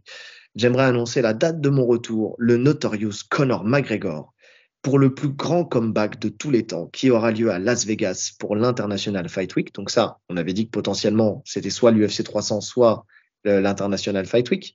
Le 29 juin, l'adversaire, Michael Chandler. Et le poids, Monsieur Chandler, en 84 kilos. Et après, il boit une grosse gorgée de vin. Il bave du vin d'ailleurs. Il a deux doigts de s'étouffer. Tu vois le vin qui sort de partout. C'est ridicule. Il met bien en avant sa grosse montre à 800 000 $. Il a le gros verre de vin. Non, c'est ridicule. C'est ridicule. En plus de ça, annoncer 84 kilos, tu te dis normalement, enfin, c'est pas la catégorie dans laquelle on devrait le retrouver. Bah, ni l'un ni l'autre. Hein. Ils n'ont rien à faire à 84 kilos. Oui, après Chandler visiblement est OK, il le dit. Hein, il Non, dit, mais Chandler, il aurait dit 200 kilos. Il aurait bouffé des Big Mac tous les jours pour faire le poids. Chandler, mais depuis le temps qu'il l'attend, jamais de la vie, il va dire non. c'est vrai, c'est vrai. Lui il dit: j'ai toujours dit que je te voulais à ton meilleur, à ton plus grand. T'as plus. Alors attends, ton plus méchant et ton meilleur. 84 kilos, ça me va bien. Ouais. Mais bon, et moi, l'un comme l'autre, en fait, Tu j'ai vois, peur en de ce fait, qu'on. Maintenant, je vais les bateaux. oh, c'est sûr, c'est sûr. Franchement, la meilleure des choses pour Chandler, ça serait d'arriver à 75, 60, 77 kilos. Ouais, Tu vois, non, hors combat, il doit être à 80. Ouais, ça serait d'arriver à 80, tu vois, de même pas essayer de monter à 84, parce que ça servira à rien. Mais quand on parlait du retour de McGregor, tu me disais, il peut encore surprendre, il peut encore faire des choses. Le fait qu'il annonce ce poids-là, là, moi, ça m'a. Allez, fini. Allez, dégage. Franchement, dégage. Aucun ouais, intérêt sportif, en fait. Ça me montre qu'il a plus aucun intérêt pour ce sport. ouais. Mais en fait, tu vois, c'est pour ça, en fait, je me suis posé la question, parce que c'est pas officiel encore. Ouais, et Lui, il a après, dit ça, c'est pas je me officiel. suis dit, est-ce qu'il se fout pas de la gueule du monde? Comme il lui avait dit pendant le TUF, si je veux que le combat se fera à 84 kilos, il se fera à 84 kilos, tu fermeras ta bouche. Voilà, Et c'est pour ça qu'il cite bien Monsieur Chandler, quel poids? 84 kilos. c'est Donc, ça. moi, je le prends comme, c'est vrai que pour l'instant, je le prends ironiquement. Bah, moi aussi, parce que tant qu'il n'y aura pas d'annonce officielle de l'UFC, je le prends aussi comme ça. J'ai du mal à voir 84 kilos. Le seul intérêt qu'il aurait, en fait, à combattre en 84 kilos, ça serait de valider une victoire dans une catégorie encore différente. Parce que pour l'instant, il a réussi à le faire. Il est Ça serait monté le petit à seul. petit. Voilà, ça serait le seul, en fait, à Il avoir. aurait quatre victoires. Alors, pas forcément victoire, mais KO. Faudrait qu'il Ouais, mette KO. Parce que je crois que victoire, il y a déjà eu. Hein. Il y a déjà eu des victoires Tu vois, tu prends un Rumble qui a commencé en welter, ouais. qui a combattu jusqu'en poids lourd. Donc il y a des victoires dans quatre catégories. Mais en tout cas, mettre des. Ouais, non, ça serait le premier à l'UFC. Hmm. À Et, l'UFC, ça, ça serait le et premier. stratégiquement, là, pour le coup, c'est intéressant parce que en choisissant un Michael Chandler qui n'est pas lui non plus dans sa catégorie en moins de 84 kilos et qui est beaucoup plus petit que lui, d'après ce que j'ai compris, parce que j'ai pas Ah regardé les oui. cotes, mais il y a quelqu'un qui en parlait, qui disait qu'il y avait Ah, vraiment un Chandler, écart il de. est tout petit. Donc potentiellement, il peut peut-être le faire. Il peut peut-être le faire. Et c'est le seul intérêt qu'il aurait. Et là, ça serait pas un intérêt sportif, mais ça serait un intérêt pour lui pour cocher une case supplémentaire, en fait, parce que on sait que McGregor, c'est un combattant qui a coché des cases. En fait, il a dit voilà, je vais être le premier combattant à avoir une double ceinture en même temps. Il a eu la double ceinture en même temps. Puis après, il est monté. Puis après, il a continué. Enfin, tu sais, en fait, il veut cocher des cases. Il sait très bien que ça sera pas quelqu'un qui va régner pendant 10 ans sur une catégorie. Il sait très bien que ça sera pas le combattant là, encore moins aujourd'hui, en fait, qui va laisser une trace sportive dans la performance, entre guillemets, mais plutôt sur c'est ça, les checks qu'il va mettre à côté de son nom, quoi. Tu sais, un peu comme, tu sais, Bloodsport. Tu sais, à la fin, Frank Dux est celui qui a le plus rapide KO et celui qui a le en 9 dixièmes de seconde. Tu vois, et en fait, c'est ça. Tu sais, tu as l'impression qu'il veut, il a fait Mais c'est son gravé KO. dans le marbre, quoi. C'est gravé dans le marbre. Tu vois. Ouais, ouais. Maintenant, je me dis, franchement, McGregor, plus il monte de poids, plus il est mauvais en vrai. Parce qu'il Mm. perd toutes les qualités qui faisaient de lui un génie du combat, tu vois, sa mobilité, son explosivité, tout ça. Je vois que plus il monte, plus il le perd. On le voit, hein, on l'a vu. Pour moi, en 77, il était très mauvais. Contre Ned Diaz, il était pas ouf. Contre Cerrone, bon, Cerrone, c'était pas. Cerrone, il s'est Ah, fait bouffer par l'événement. ouais. C'était prévisible. Mais même, on le voit à 70. Hormis la masterclass qu'il fait à Alvarez, ses combats contre Poirier, là, sur son retour, c'est pas ça, hein. T'as encore bugué. Ouais, c'est toi qui as bugué. Excusez-nous, on a un petit problème. Vas-y, Non, reprends. c'est bon. Moi, je te disais, ses combats à Non, mais 70. on n'a pas entendu ce que tu as dit à 70, Poirier. Ouais, c'est pas ouf. Ouais, parce Ses qu'en combats fait, à ça, 70 contre Poirier, c'est pas ouf. Hormis il y a un Alvarez, problème. je disais qu'il a fait une masterclass contre Alvarez à ce poids-là. Sinon, le reste, c'est vraiment pas fou, hein. Ouais. Non, non, c'est vrai, c'est vrai. Oh, mais il pourrait plus jamais redescendre de toute façon dans sa catégorie originelle, tu vois. Donc bon, Non, mais après, 70, il pourrait. 70, il pourrait. Et encore, je sais même pas s'il pourrait encore aujourd'hui. Je sais pas Ah s'il pourrait ouais. aujourd'hui. Franchement, avec Alors, tout le volume qu'il a pris, je sais pas s'il pourrait aujourd'hui. alors Franchement, honnête, 77, il l'a déjà fait, 77. Mais 77 plus. 84, aucun intérêt. Non, 84, je te dis, je pense que c'est juste pour si ça se fait, si c'est pas une grosse blague, comme j'ai l'impression que ça l'est, parce que on dirait vraiment, tu sais, le mec qui fait son annonce en plus, comme ça à table, au jour de l'an et tout ça. Enfin, j'ai vraiment l'impression qu'il se fout de la gueule du monde. Mais en tout cas, si ça se fait, ça serait juste pour cocher cette case. Maintenant, Dana White, en tout cas, là, le coup de pression qu'il a mis, tu sais, en parlant d'aller combattre Pacquiao et tout ça, visiblement, ça a marché parce que Dana White a fait une sortie en disant que ils étaient pas loin. Enfin, tu sais, il y en a un qui était à Dubaï et l'autre à Abu Dhabi, enfin, je sais plus, bref, et Mhm. qu'ils allaient trouver une solution, tu vois. Donc, ça veut dire que derrière, là, Dana White a vraiment pris conscience du fait que voilà, il fallait qu'il arrête de blaguer et qu'il faut qu'il le book, tu vois. Maintenant, si c'est ça le résultat de cette discussion, bon, c'est pas fou.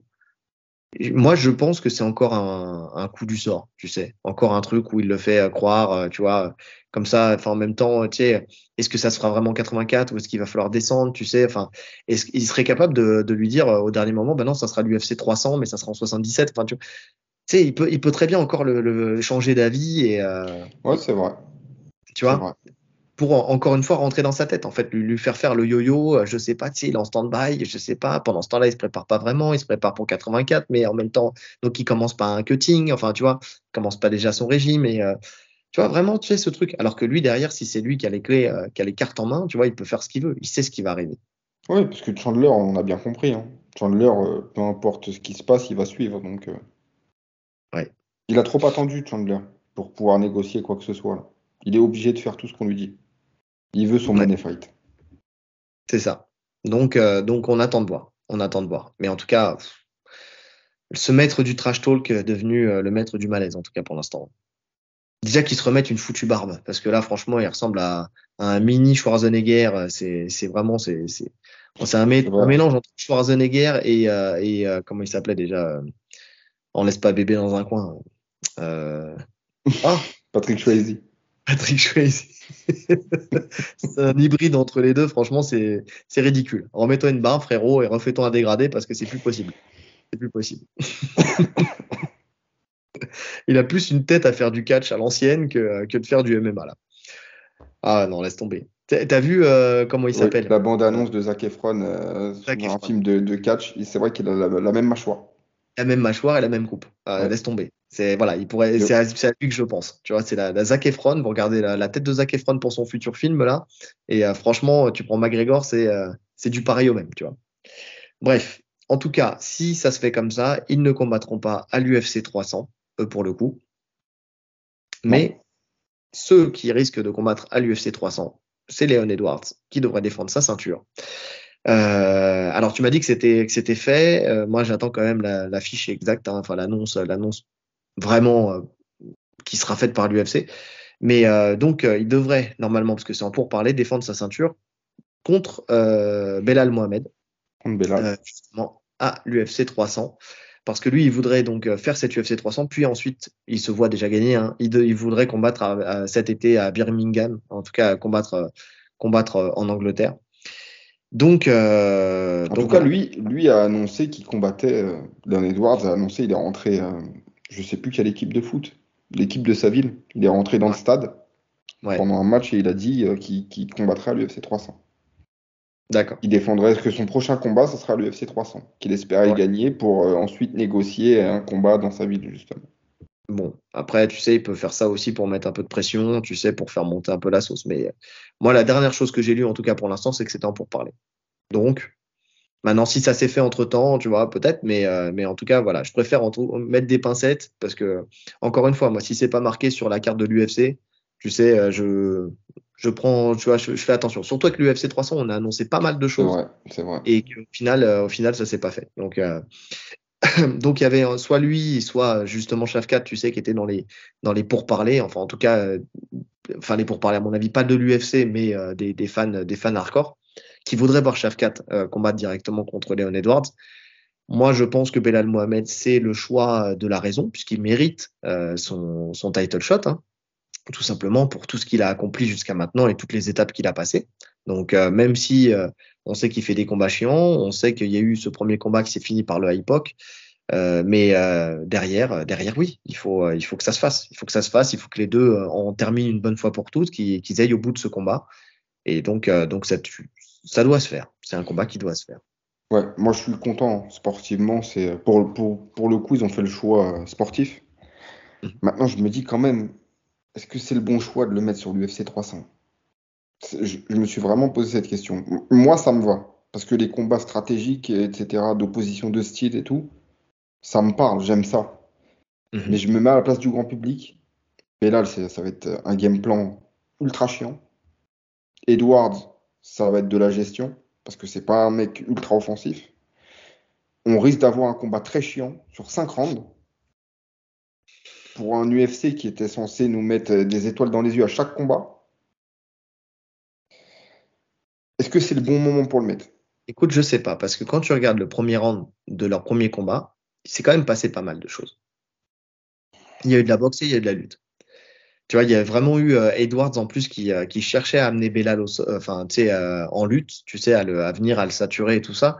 Non, je pense que justement, Belal Mohamed, si après tout dépend de l'évolution en fait de lui dans son travail, tu vois. Mais pour moi, c'est quelqu'un qui peut faire briller justement Edwards. Parce qu'il n'a pas, alors autant il est dans la gestion, autant contre Edwards qui a beaucoup de cordes à son arc, tu vois, il a plus de mal à être dans la gestion avec lui. Parce qu'il lui impose en fait à tous les niveaux, il lui impose quelque chose, tu vois, il lui impose de la technique. Donc il est obligé d'être autrement que dans la gestion, c'est-à-dire qu'il est obligé de combattre, en fait, tout simplement. Ouais, je sais pas. Moi, je me fie pas au premier combat. Je trouve que Belal, il a quand même bien progressé depuis le premier combat. Donc, moi, il m'intéresse vraiment ce combat. Mais je pense pas que ça sera le plus. Visuellement, ce sera pas le plus impressionnant. En plus, potentiellement, en tout cas jusqu'à présent, si ça s'officialise, ça serait le main event pour l'instant. Ouais. Ah, ça me paraît bizarre quand même. Un UFC 300, moi, ça me paraît bizarre. Parce que Leon Edwards, c'est pas une maxi star. Surtout pas sur le marché américain. Ouais. Belal encore moins. Donc je vois pas le. Après, ça C'est peut pas être un possible. co-main, hein. Ouais. Ça dépend ce qu'ils mettent en place, mais ça peut Ouais, je être un suis co-main. d'accord, mais ça voudrait dire que tu mets une ceinture de poids plus lourd au-dessus. Parce que logiquement, c'est comme ça. Sauf que les poids plus lourds au-dessus, c'est pas possible. Les 84, ça va se défendre là. Light heavyweight, on en a parlé au début. Il y a pas vraiment, à moins qu'il revienne, il n'y a personne pour Pereira. Et à Spinal, c'est pas possible. Donc Ouais. potentiellement, c'est le main event. Après, ils peuvent très bien choisir de ne pas mettre cette règle en place. Après, je sais pas qui pourrait mettre en main event, mais tu sais, de ne pas gérer en fonction du poids, mais en fonction de la hype potentielle, tu vois. C'est pour ça on avait même évoqué l'idée qu'un McGregor qui viendrait, même s'il y avait des ceintures, pouvait être, tu vois, quand tu es sur un Ouais, mais il n'y a événement que comme ça, lui. tu peux casser les codes, tu vois. Il n'y a que lui qui peut faire ça. Je sais pas. Je sais pas. En tout cas, une chose est sûre, c'est que un élément qui est rassurant, entre guillemets aussi, dans le fait de faire un combat, comment dire, qui serait peut-être un peu moins stratégique, mais plus dans la recherche d'aller chercher la finition, c'est que Belal Mohamed rejoint définitivement en fait la team Khabib. Donc, c'est ce qu'il avait fait en fait avec Sean Brady à l'époque, son combat justement contre Sean Brady où il l'avait mis KO. Donc ça montrait que dans la team Khabib, il avait une confiance en lui qui se décuplait un petit peu et qui l'aidait à aller Ouais, chercher le meilleur de lui-même et d'aller chercher le finish, quoi. ouais. Donc, Écoute, on va à voir voir. ça. C'est pour ça, moi, j'attends. J'ai hâte d'analyser ce combat en tout cas. Parce Ouais, que je et pense que j'attends. En stratégiquement, ça va être intéressant. tout cas, j'attends la confirmation. J'attends la confirmation. Ouais. On va voir. En tout cas, le combat qui était contre Sean Brady de Belal Mohamed, c'était sur la carte à l'époque de Makhachev contre Oliveira. Et bah, là, on le sait, hein, petit à petit, ça se dessine. Makhachev contre Oliveira 2 ne se fera pas tout de suite, puisque pour l'instant, l'info qu'on a, c'est que Makhachev devrait peut-être affronter Justin Gaethje. Donc, c'est l'adversaire qui se profile depuis qu'il y a Oliveira versus Tsarukyan qui est en discussion. Parce qu'il y a ça qui est en train de se faire là. Mhm. Combat qui, soit dit en passant, m'intéresse énormément. Grave. Pour le coup, ce combat-là Grave. m'intéresse énormément, même si je suis déçu de ne pas voir la revanche contre Makhachev, tu vois. Mais enfin, de voir finalement l'un comme l'autre contre Makhachev, tu vois. Que ce soit Ouais, mais Tsarukyan, Makhachev, Oliveira, Makhachev, tu vois. Mais il y a cette demi-finale là qui est en train de se mettre en place. ouais, ouais, et je trouve ça intéressant. Parce que de la façon dont l'un ou l'autre va gagner, tu vois, si Oliveira il fait une démonstration, ou en tout cas il arrive à dominer ou à soumettre Tsarukyan, je pense Mhm. qu'il sera en pleine confiance derrière pour prendre Makhachev. Et pareil de l'autre côté. Tu vois, si Tsarukyan il arrive à démolir Oliveira, je pense il va passer encore un cap et il sera prêt pour affronter Makhachev. Ah bah quand tu bats un champion aussi légitime qui a été Oliveira, s'il le bat, forcément tu te dis que bah t'es un vrai potentiel au titre, quoi.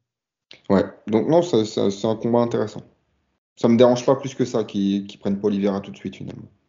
Ouais, ouais, ouais. Mais ça va dans le sens de ce que je dis depuis longtemps. C'est-à-dire que Makhachev, là, il a joué, enfin, en tout cas, en lien avec l'UFC, bien sûr, hein, mais coup de maître, quoi. Coup de maître. Parce qu'il voulait, il l'a dit, hein, il ne veut pas de revanche. En tout cas, c'est ce qui se dessine.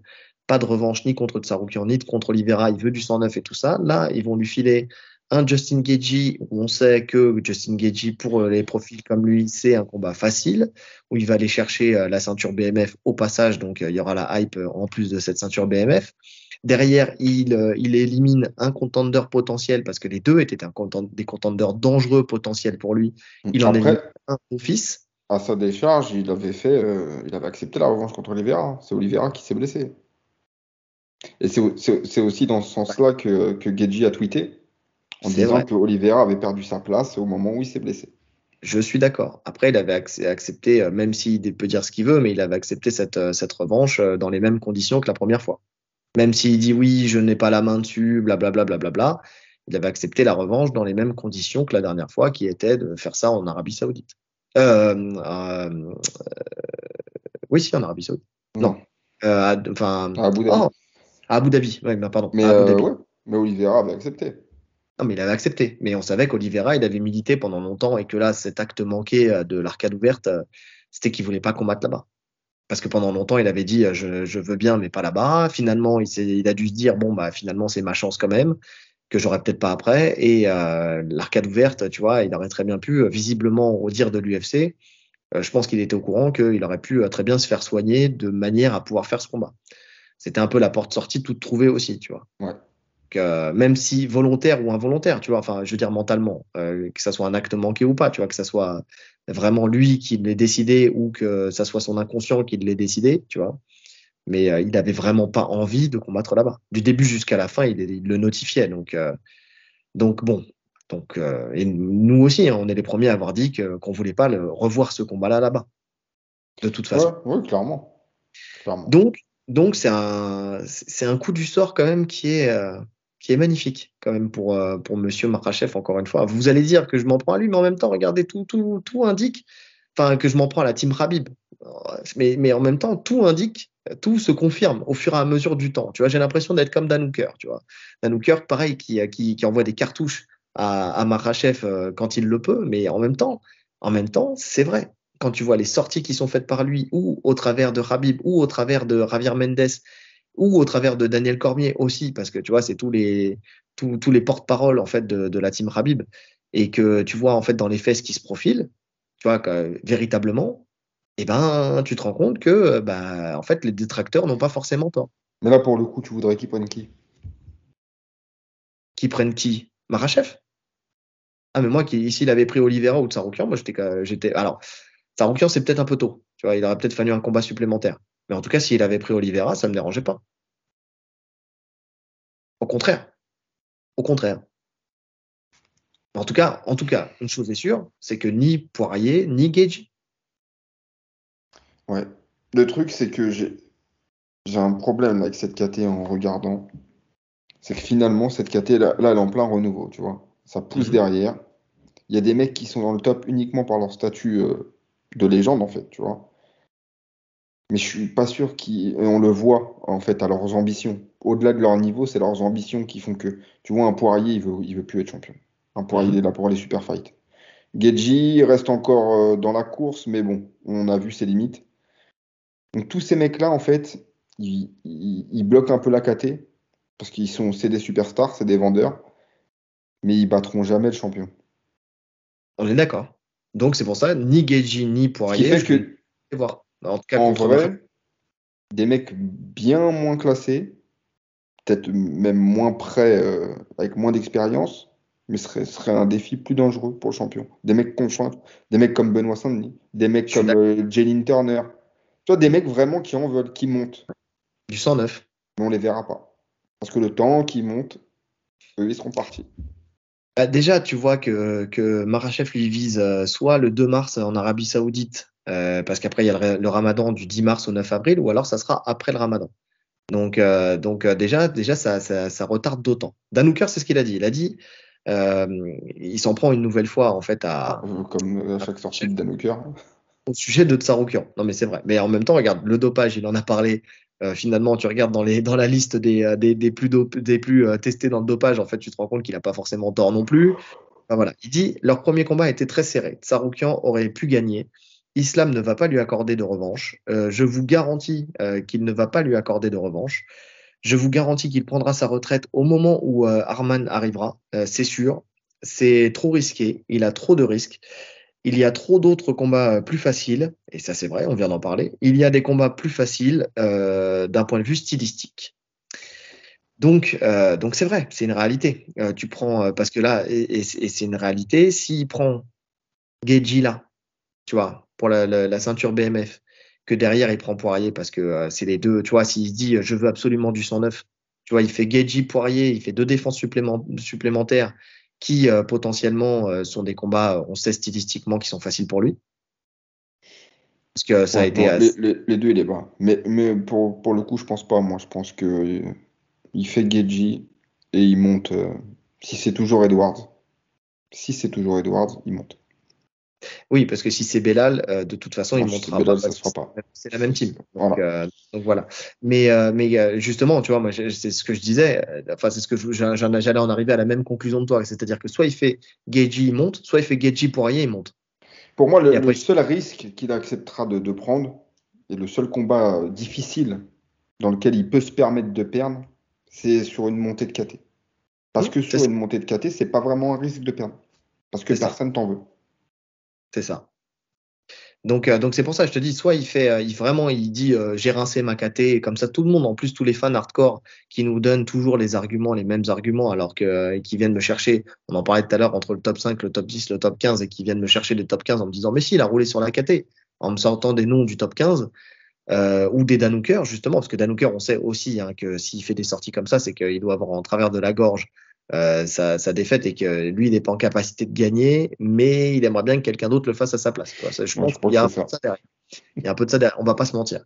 Mais ça n'empêche pas qu'il peut y avoir du vrai dans ce qu'il dit, entre guillemets. Mais en tout cas, c'est vrai qu'il peut dire, s'il a rincé encore Geji et qu'il a rincé, comment dire, Poirier, il peut dire j'ai rincé la KT. Parce qu'il a battu Oliveira, effectivement, et ça c'est indéniable. Il l'a battu, il l'a étranglé. Voilà, c'était peut-être pas le meilleur Oliveira, mais il l'a battu. Il a battu Tsaroukian il y a des années, mais pour lui, bah, c'est comme si c'était aujourd'hui. Hein. C'est pareil. Je t'ai battu hier, donc je te battrai aujourd'hui. C'est l'équation Ouais, qu'il fait bah dans après, dans la tête des gens aussi, ça fonctionne comme ça, hein. euh, Dans le palmarès, ils vont voir. Non, mais le mec va prendre sa retraite. Dans quelques années, on regardera le palmarès. Il a battu qui? Il a battu Tsaroukian. On va pas regarder non, la date, hein. non, parce que tu sais très bien que, en fait, oui, les 90% des gens vont faire ça. Mais tu vois, regarde, quand on en parlait avec McGregor et qu'on disait qu'il avait battu Holloway et Poirier au début de la carrière, on se dit bien que ça n'a pas la même valeur que de les battre aujourd'hui, entre guillemets. Tu vois ce que je Ouais, veux mais dire? nous, parce que C'est que nous, la on montée. suit tout ça. Oui, Mais la majeure partie des gens, ils vont voir le nom dans le palmarès. Ok, il a battu Tsaroukian. ouais, ouais. Non, non, je suis d'accord avec toi. Mais les analystes ou ceux qui sont pas des fans, juste qui regardent les combats, mais qui vont chercher un peu plus loin, ils le sauront toujours. Ils sauront toujours que il l'aura évité. Il l'aura évité au moment où les deux étaient au meilleur d'eux-mêmes, quoi. Parce que lui aussi, il a évolué entre-temps. Donc ça veut On dire qu'il y verra, hein. a Pour ma part, je pense pas il évite Tsaroukian. Moi, je le vois supérieur à Tsaroukian en Islam. Je le vois battre Tsaroukian. Tranquillement, même. Parce que lui aussi, il a bien progressé c'est pour après ça. leur combat. J'ai Moi, dit je le vois battre facilement. les deux ont évolué. Moi, je peux pas te le dire sans analyser. Tu sais comment je suis. Il faut que j'analyse. Si j'analyse pas, je m'avance pas. C'est-à-dire que je ne dis pas que Tsaroukian gagnerait, comme je ne dis pas que Makhachev gagnerait. Je veux analyser, une fois que j'ai pris, que j'ai regardé tous leurs derniers combats, que j'ai analysé les styles de l'un de l'autre, là, je peux te dire qui potentiellement peut gagner. Comme Ouais, ça, de bien but en sûr. blanc, je peux pas te dire. Et on a déjà été surpris, justement. Des fois, on dit qu'un tel va gagner, et puis en faisant l'analyse, on change complètement d'avis. C'est pour ça. Mais là, à première vue, dans ma tête, là, en fait, je le vois pas avoir peur de Tsaroukian, tu vois. Mais en Je fait, vois je pas de pense pas problème. qu'il ait peur de lui, mais que je pense qu'il a conscience qu'à la décision, à Tsaroukian, il peut l'emmener à la décision et peut-être remporter le combat. Tu vois? Je pense que lui, au fond de lui, tu sais, il y a cette crainte-là, entre guillemets. Je sais pas. Je sais pas. Faudrait déjà que, tu sais, avant même de parler, il faudrait que je revoie le premier combat. Déjà. Parce que j'ai le souvenir du premier combat où c'était très, très disputé en lutte, tu sais. Mais Sans après, scramble. c'est ça. Mais maintenant, qui avait l'ascendant véritablement de l'un ou de l'autre, tu vois, je peux pas te le dire. Je l'ai pas en tête. Donc je peux pas te le dire. Mais en tout cas, voilà. C'est, pour le coup, en tout cas, gestion de carrière encore parfaite de la team Khabib, pour l'instant. Ouais, bon Et après c'est pour le coup, et surtout gestion de carrière de Ali Abdelaziz, qui cale oui. deux de ses, si ça se fait, hein, deux de ses poulains face à face. Parce que Gedji, il est managé par Ali Abdelaziz aussi. Et ce qui est dommage, c'est ça nous prive du combat que moi je voulais voir pour le coup, qui m'intéresse beaucoup plus. C'était la montée de Holloway contre Geji. Ouais, Donc ça me prive de ce combat-là et c'est dommage parce que stylistiquement, tu vois, c'était beaucoup plus intéressant. ça c'est sûr. Parce que ça serait réglé debout, ça on le sait. Et ça, tu vois, à l'UFC 300, ça renvoyait grave ça. Exactement, exactement. J'aurais voulu voir ce combat-là à l'UFC 300. Et tu mets la ceinture BMF. Et pour le coup, tu peux le mettre en main event. Parce que ceinture BMF, c'est un peu. Tu sais, c'est une ceinture où tu fais ce que tu veux un peu avec. C'est la ceinture entertainment, donc tu peux le mettre en main event. Ouais, mais Mais bon. c'est marrant parce que là, tu viens de me donner un élément que j'avais complètement mis sous le tapis. Tu parles d'Ali Abdelaziz. Et Ouais. c'est vrai, parce qu'on dit, tu sais, souvent quand on parlait de Makhachev et tout ça, et tu me disais, oui, mais attends, Après, c'est l'UFC qui décide. Et c'est vrai, c'est l'UFC qui décide. Mais c'est vrai que j'avais pas remis dans l'équation Ali Abdelaziz, qui est le plus gros manager de l'UFC, qui fait un peu aussi la pluie et le beau temps dans Bah, c'est l'organisation. clairement un des personnages les plus puissants Mais oui, de l'UFC. après Dana White, je crois que c'est lui le plus puissant. Ouais, Donc c'est vrai que en vrai, de vrai, si Khabib lui dit, bah voilà, la gestion de carrière pour lui c'est ça, ça, ça, tu t'organises pour que ça soit ça, ça, ça, eh ben il est complètement en capacité en termes de puissance pour pouvoir le faire. Donc finalement, quand Makhachev il vient et qui dit oui, finalement moi aussi je subis l'UFC et je ne fais que suivre ce qu'on me donne et puis j'accepte tout ce qu'on me donne. Ah, mais en même temps, derrière, t'as un mec dans l'ombre qui peut mettre les cartes de la bonne manière pour que toi tu puisses suivre aussi plus facilement ta gestion de carrière, tu vois. c'est sûr. C'est sûr qu'il a du poids, Ali Abdelaziz. Maintenant, est-ce Ouais. que c'est pas lui qui les dirige vers ça? En soi, vers des combats très rentables, où ils prennent pas énormément de risques, et lui gagne beaucoup Oui. d'argent. Hmm. Non, non, je suis d'accord. Je suis d'accord. Le taf de manager, quoi. C'est de Ouais, te moi, faire gagner un maximum d'argent sans prendre trop de risques. ouais, je pense qu'il y a un peu des deux. Parce qu'il y a aussi tu sais, quand tu vois à quel point la legacy est importante pour eux, tu sais, cette domination totale, tu vois, je pense il y a vraiment un peu des deux, je pense. Bref, en tout cas, s'il y en a bien un qui, pour l'instant, ne le prendra pas, et c'est bien dommage, parce que bon, même s'il manque peut-être encore un peu d'expérience, mais on voudrait le voir monter rapidement vers ce Makhachev, c'est Benoît Saint-Denis. Et pourtant, Benoît Saint-Denis, tu vois, il est classé dans le top 10 des combattants UFC, et quand tu regardes, il pourrait être plus légitime que Keiji. Parce que il est en top 10 des combattants UFC. Si les premières places sont prises par Makhachev, Grasso, Edwards, Strickland, Pantoja ou encore Aspinall, Il est lui, sixième. ben, il est classé septième et Attends, il se place. explique-nous déjà c'est quoi ce classement. C'est une bonne question. Non, c'est le top 10 des combattants UFC, tout simplement. Non, en Enfin, fait, c'est une sorte de awards, hmm, mais organisé uniquement par le staff UFC, c'est par ça. la compagnie. Donc, ils font leur classement des 10 combattants de l'année. Enfin, non, de tous les combattants. Une vingtaine, je crois. C'est sur 20, c'est ça? Ou 10? Je sais pas. Je sais pas. Non, c'est pas plus que. Je sais pas. Je ne veux pas te dire de Quoi, ils font bêtises. leur classement, voilà, Bon, alors, des combattants qu'ils ont marqués. Et donc, les 6 premiers, c'est des champions. hmm, Tous la ceinture. Premier Islam, deuxième Grasso, troisième Edwards, Strickland quatrième, Pantoja cinquième, Aspinal sixième. Celui qui vient en septième place, c'est même pas, enfin c'est un top 15, il vient de rentrer, et c'est Benoît Saint-Denis. c'est ça. Et il se place devant Gaethje, devant Poirier et même devant Jones. Bah, Jones, après, il y a sa blessure qui aussi voilà, a joué. Après, je pense que c'est sur le nombre de combats qui ont été faits, tu sais, sur l'année. Tu sais les victoires plus le fait qu'il ait combattu énormément, tu vois. Mais en tout cas, voilà, il est classé septième du classement, donc potentiellement, tu vois, dans l'esprit du staff UFC, tu vois, il est plus légitime peut-être qu'un Gaethje ou qu'un Poirier. Alors plus légitime, ouais, il y a le côté sportif. Maintenant, il y a le côté pay-per-view. C'est Mais ça. en tout cas, c'est sûr qu'il a impressionné et il va continuer d'impressionner. Pour le coup, lui, je pense que ça peut être un gros vendeur de pay-per-view, même aux Mhm, États-Unis. Je pense qu'il peut se faire bien sûr. un nom. Donc, non, mais rien que le fait qu'il le classe aussi haut, parce qu'en classement, tu fais ce que tu veux d'un classement, prouve tout le respect qu'ils ont pour lui.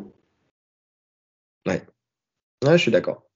Je suis d'accord. Et tu vois, regarde, si tu suis cette logique-là, c'est dommage que l'UFC ne suive pas cette logique-là, mais c'est parce qu'ils suivent la logique du classement aussi, autre que celui-là, le vrai classement, le classement dans la catégorie. Mais limite, limite, alors tu peux pas faire ça, hein. On va pas se mentir, tu peux pas faire ça. Et en plus, je pense que ça serait cramer Benoît Saint-Denis, ça serait beaucoup trop tôt, Ouais, tu vois. je suis d'accord.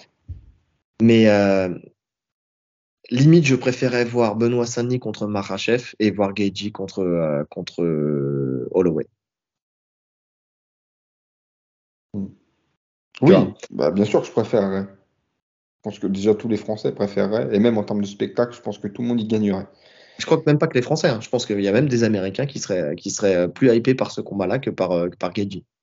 Ouais, possible. Maintenant, je pense que c'est un peu tôt quand même pour. pour Benoît Saint-Denis. Oui, non, c'est ce que j'ai dit dès le début. Je pense que c'est trop tôt. Je pense il faut encore un peu d'expérience. Même si lui, tu lui vends demain, il y va Mais direct. tu me mets un Benoît Saint-Denis contre Gedji, je prends. Tu me mets Benoît Ça, Saint-Denis je contre Guy. prends fort, ça. Ouais. Ouais, non, je suis d'accord. Bah, même contre Poirier, hein, tu sais, Même on en contre, avait. ah ouais, contre Poirier. Ah oui. Oh là là. Moi, le prochain combat que j'organiserais pour lui, ça serait ça, moi, personnellement. Je Ouais, mettrais c'est vrai. Poirier dans les pattes Poirier. direct. Parce que, ah ouais, Poirier, une guerre. Ah, deux chiens. Ouais. Deux chiens fous. Ah non, pour le coup, ça, je signe aussi tous les jours. Même peut-être plus que contre Gaethje. Ouais. Parce que si tu arrives à briser Poirier, T'as bugué. Mauvais réseau aujourd'hui, les amis. Désolé.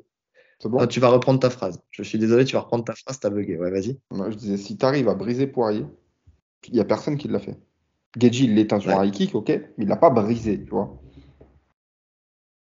Briser Poirier, c'est quelque chose. Et on sait que c'est la méthode BSD. Donc, ouais, j'aimerais bien voir ce combat. Ouais.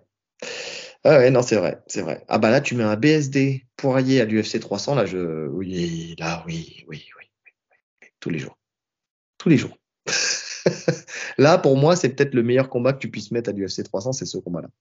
Ouais, ouais, clairement. En tout cas, ça va être en termes de violence, ça, potentiellement le combat de l'année. Mais en tout cas, c'est une grosse victoire hein, pour le MMA français avec ce classement-là, hein. Parce que si je me trompe pas, après, j'ai pas vu le reste après, mais je crois que c'est peut-être le seul français là qui est classé, ou alors, en tout cas, qui est dans le top 10 de. Bah, c'est le seul français qui est dans le top 10 de ce classement, en tout cas. Ouais, je crois qu'il y a Cyril Gann. J'ai pas vu la suite du classement. Non, je crois pas. Non, non, je te dis n'importe quoi. Je parle d'un autre classement. J'ai pas vu la suite, c'est vrai. Non, sur C'est le celui-là, je classement me de suis la arrêté sueur. au septième. Le classement de la sueur. Ça doit T'as être- confondu. Je crois qu'il y a Cédric Doumbé. Non, ouais. Donc, ouais. Donc, j'ai hâte de voir la suite pour lui quand même, hein. Mais bon, en tout cas, une chose est sûre, c'est que je suis quand même déçu pour Makhachev. J'aurais bien voulu voir autre chose. Bref. Mais je signe C'est pas pour fait encore, hein. Oliveira Tsarukyan, je signe. Si jamais ça se fait, Oliveira Tsarukyan, je signe. Ah. Masvidal annonce sa sortie de retraite. Et Oh, la voilà. bonne nouvelle. Un de plus, un de plus. Il l'a annoncé sur son Twitter, nouvellement X. Il y a quelques mois, il avait déjà dit c'est difficile de partir comme ça des sports de combat, encore plus quand tu as passé ta vie à te battre pour le plaisir et l'argent. Je ne sais pas si je reviendrai un jour, mais c'est sûr que cela me manque énormément. Bah, visiblement, il a décidé de revenir. Pourquoi, je ne sais pas. Ah si, pour le plaisir et pour l'argent, mais contre qui? Oh là là. En fait, Alors, attends. j'ai du mal à voir l'intérêt. Déjà, il parle pas du UFC. Il dit juste qu'il Oui, sort de sa retraite. peut-être. Donc, ça Oui, peut être boxe anglaise, ça peut être plein de choses. c'est vrai, Maintenant, c'est c'est vrai. vrai que le fait qu'ils disent ça juste avant l'UFC 300, et que la carte, on voit que la carte n'est pas du tout bookée, que c'était un des plus gros vendeurs, je pense qu'il se dit, il y a moyen de faire un billet, tu vois. De faire Oh, un j'y Diaz crois pas, ça. Vidal. On a vu ce que ça donnait. Franchement, aucun intérêt. Il lui a roulé dessus.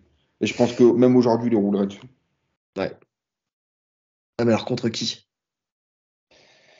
Ben moi, je veux le voir contre personne. De toute Ah, non, façon, mais je suis d'accord, mais dans l'éventualité où ils se disent bon, allez, on a besoin d'avoir un nom, on a besoin de pay-per-view, on le met à l'UFC 300. ok, tu veux un combat de fou. Allez, Shafkat. Shafkat Masvidal. Ah. Ah, si tu veux faire un cadeau à Shafkat, ouais. Si tu veux lui faire un cadeau avec un. Si tu mises sur lui en te disant que potentiellement il peut devenir champion et que tu veux lui faire prendre de la lumière, tu lui mets Masvidal. En sachant que Masvidal, ça reste un test, hein. Pour moi, c'est un plus gros test Masvidal que Thompson. Si avec une bonne prépa. Parce que Oui. Masvidal, debout, c'est de la bagarre. Ouais. Défense de sol, il va pas le soumettre comme ça. Et c'est même en défense de lutte. Même en défense de lutte. Donc ça reste, ça reste le plus gros test qu'il aurait eu, Shafkat. Ouais, après, je le vois quand même passer. Je le vois passer passer. aussi. On va pas se mentir. En fait, ça va être un combat comme avec Kamaru, tu sais, où il va le dominer de bout en bout, mais où il n'aura pas de quoi le finir, quoi. Ah, je sais pas, je pense même qu'il peut le finir. Ah, je pense qu'il peut le finir. Ouais. Ah, tu penses qu'il peut le soumettre? Non, il peut le finir Donc, debout. ça serait le finir debout. Ouais. Oh là là, je sais pas. Franchement, je sais pas. Qui a soumis Je Masvidal? Je crois que personne. Si, au tout début de sa carrière, je crois. Bah Si, attends, si, il a une ou il a deux une. défaites par Non. soumission. Attends. On Masvidal. l'a suffisamment analysé Ouais, mais bon, après, se souvenir du Sherdog de tout le monde, pour que je c'est me rappelle de ça. Mais Masvidal, il y a longtemps. Je suis Masvidal. dessus. T'es sur le Sherdog déjà? Ouais, ouais, il a deux soumissions. Deux Alors, défaites par soumission. fichier, tout accepté, tout accepté. Effectivement, deux soumissions et Et ça ça remonte. remonte à 2013, sa Ouais, donc tu dernière vois, soumission. Michael 2013. Chiesa. Ah non, il Ouais. a gagné. J'en fous. Non, non, c'est où il gagne. Ah non, défaite, plus Il a vie encore. perdu à l'AFC sur un Real Naked Choke déjà en 2005 Oakland, et c'est toi qui lui as mis? exactement, c'était moi. Ma spécialité, je lui ai pris le dos, c'était fini. Et il a perdu aussi en 2009 sur un triangle inversé Oui, au exact. Tu t'en Bellator rappelles de Fighting. celui-là? Il avait Euh, tourné ce triangle. Il s'endort d'ailleurs. je Tu sais, sais il prend un plus. triangle inversé, il se lève, je crois, il slame le mec et il dort. Ouais. Non, ben, je me souviens plus de ça. Je m'en souviens pas. Mais sinon, voilà. Donc, ça remonte à 2009. Effectivement, depuis, sinon, c'était fini. Plus de soumission pour Monsieur Masvidal. Donc, en sachant que, tant que je revienne, quand même, si je me trompe pas, euh, Burns, Demian Maia. Non, Enfin, tu vois, ouais, il a affronté les meilleurs rappeurs. écoute, pour moi, si Demian Maia l'a pas soumis, Ah, j'ai du mal à voir Shavkat le soumettre. C'est pas le même style. C'est pas le même style. c'est pas le même style. Mais, mais quand même. Mais quand même. Il y a quand même un truc qui me. Tu vois? Ouais. Mais tu crois, toi, à l'UFC 300? Pour Masvidal, moi, je crois pas. Non, non, j'y crois pas plus que ça non plus, hein. Ça serait trop court pour qu'il fasse un vrai retour. Maintenant, il serait capable de le faire, Non, hein. mais Il il a veut bien. pas faire un vrai retour. Il veut Non, prendre un non, vrai billet. non, je suis d'accord. C'est Je suis juste ça, d'accord. en fait. Donc, Non, bah, à partir du moment où il prend Kamaru Usman en short notice, de toute façon, il peut prendre un Shavkat en short notice, hein. Même en short notice, tu vois, il pourrait le faire. Là, il aurait en plus quelques mois de préparation, mais il serait capable de le faire. Donc, euh, donc ouais. Mais oui. Mais en tout cas, encore une fois, que ce soit lui, que ce soit Diaz, enfin, quand vous avez pris votre retraite, prenez votre retraite, les amis. Ça y est, c'est bon, il faut s'arrêter. Il faut savoir s'arrêter. Georges Saint-Pierre, il l'a dit. Il s'arrête trop tard, les mecs. Et en fait, là. Donc, soit c'est. Alors, déjà, comme tu l'as en dit, hein, fait, c'est pas sûr avec l'UFC. le truc, c'est que Maintenant, c'est des mecs qui, malheureusement pour eux, sont devenus, pour Masvidal, même Diaz, hein, sont devenus des méga stars sur la fin de leur carrière. ouais. Donc, tu te dis, putain, j'ai du temps. Mon temps, il est trop limité. Il faut que j'engrange le plus possible, sauf que c'est la fin, malheureusement. Alors qu'un mec comme Saint-Pierre, oui, c'est facile pour lui. Il a été le plus grand champion pendant 10 ans, tu vois. Ouais. Eux, Non, je suis c'est d'accord. Masvidal, c'est sur ces 2 dernières années qu'il explose, hein. Alors que le mec avait fait 30, 40 combats, tu vois. Le mec c'était un vrai guerrier, Masvidal. Non, c'est Il a vrai. un palmarès de fou en termes de longévité. Il a combattu partout. Donc tu te dis, sur les 2 dernières années, au moment où je vais partir, c'est là que je prends de l'oseille. Ouais. Non, mais tu l'as dit, après, c'est pas forcément que ce soit enfin, la retraite, la sortir de sa retraite, c'est pas forcément à l'UFC. Mais c'est vrai qu'avec l'approche de l'UFC 300, Ouais, ils ouais. sont tellement en dèche. En fait, moi, j'ai tellement l'impression de les voir en dèche de personnes Bah, c'est ça en que fait. ça me Franchement, choquerait moi, pas. je crains le pire pour ce UFC 300. Je vois Ouais, rien de. Et puis même en faisant nous-mêmes, tu sais, je sais plus qui nous avait demandé de faire notre propre ça va carte. couper. Désolé, ça va être un podcast laborieux, mais attends, reprends ta phrase. Même en faisant nous-mêmes, Quand on a fait nous-mêmes notre liste, ouais, je trouvais pas de combat qui m'hypait avec les dispos de chacun, tu vois. C'était ouais, compliqué de c'est vrai. faire une carte intéressante. Ouais. Et c'est vrai qu'on avait anticipé peut-être un potentiel retour de Georges Saint-Pierre, mais pas celui de Masvidal, ça c'est sûr. Il y avait Diaz, mais pas celui de Masvidal. Écoute, à voir, à voir. On verra la suite. Dernière info de la semaine, Sterling qui nous parle de son après-défaite. Donc, ça a été un moment très dur pour lui, visiblement, d'avoir perdu son combat contre Mallet. Il dit qu'il est fatigué et qu'après, en fait, un ou deux rounds de striking, il est vraiment dans le rouge. Après sa défaite, il a fait 8 à 9 semaines où il a fait que boire, fumer tous les jours, sans arrêt, veiller tard. Ça lui a tué les poumons, il a du mal à récupérer. Ça fait une Et, dépression, euh, quoi. et donc, il a fait une grosse dépression. Il est tombé très profondément en dépression. Et surtout, qu'il nous évoque un deuxième problème. Et c'est marrant parce que c'est bien de parler de ça aussi. Ouais, Parce les qu'on parle troubles souvent des alimentaires. cutting, des troubles alimentaires qui sont dus au cutting. Il dit que son autre problème, c'est la nourriture, qu'il combat en 61 kilos, mais que hors combat, il est à 80 kilos.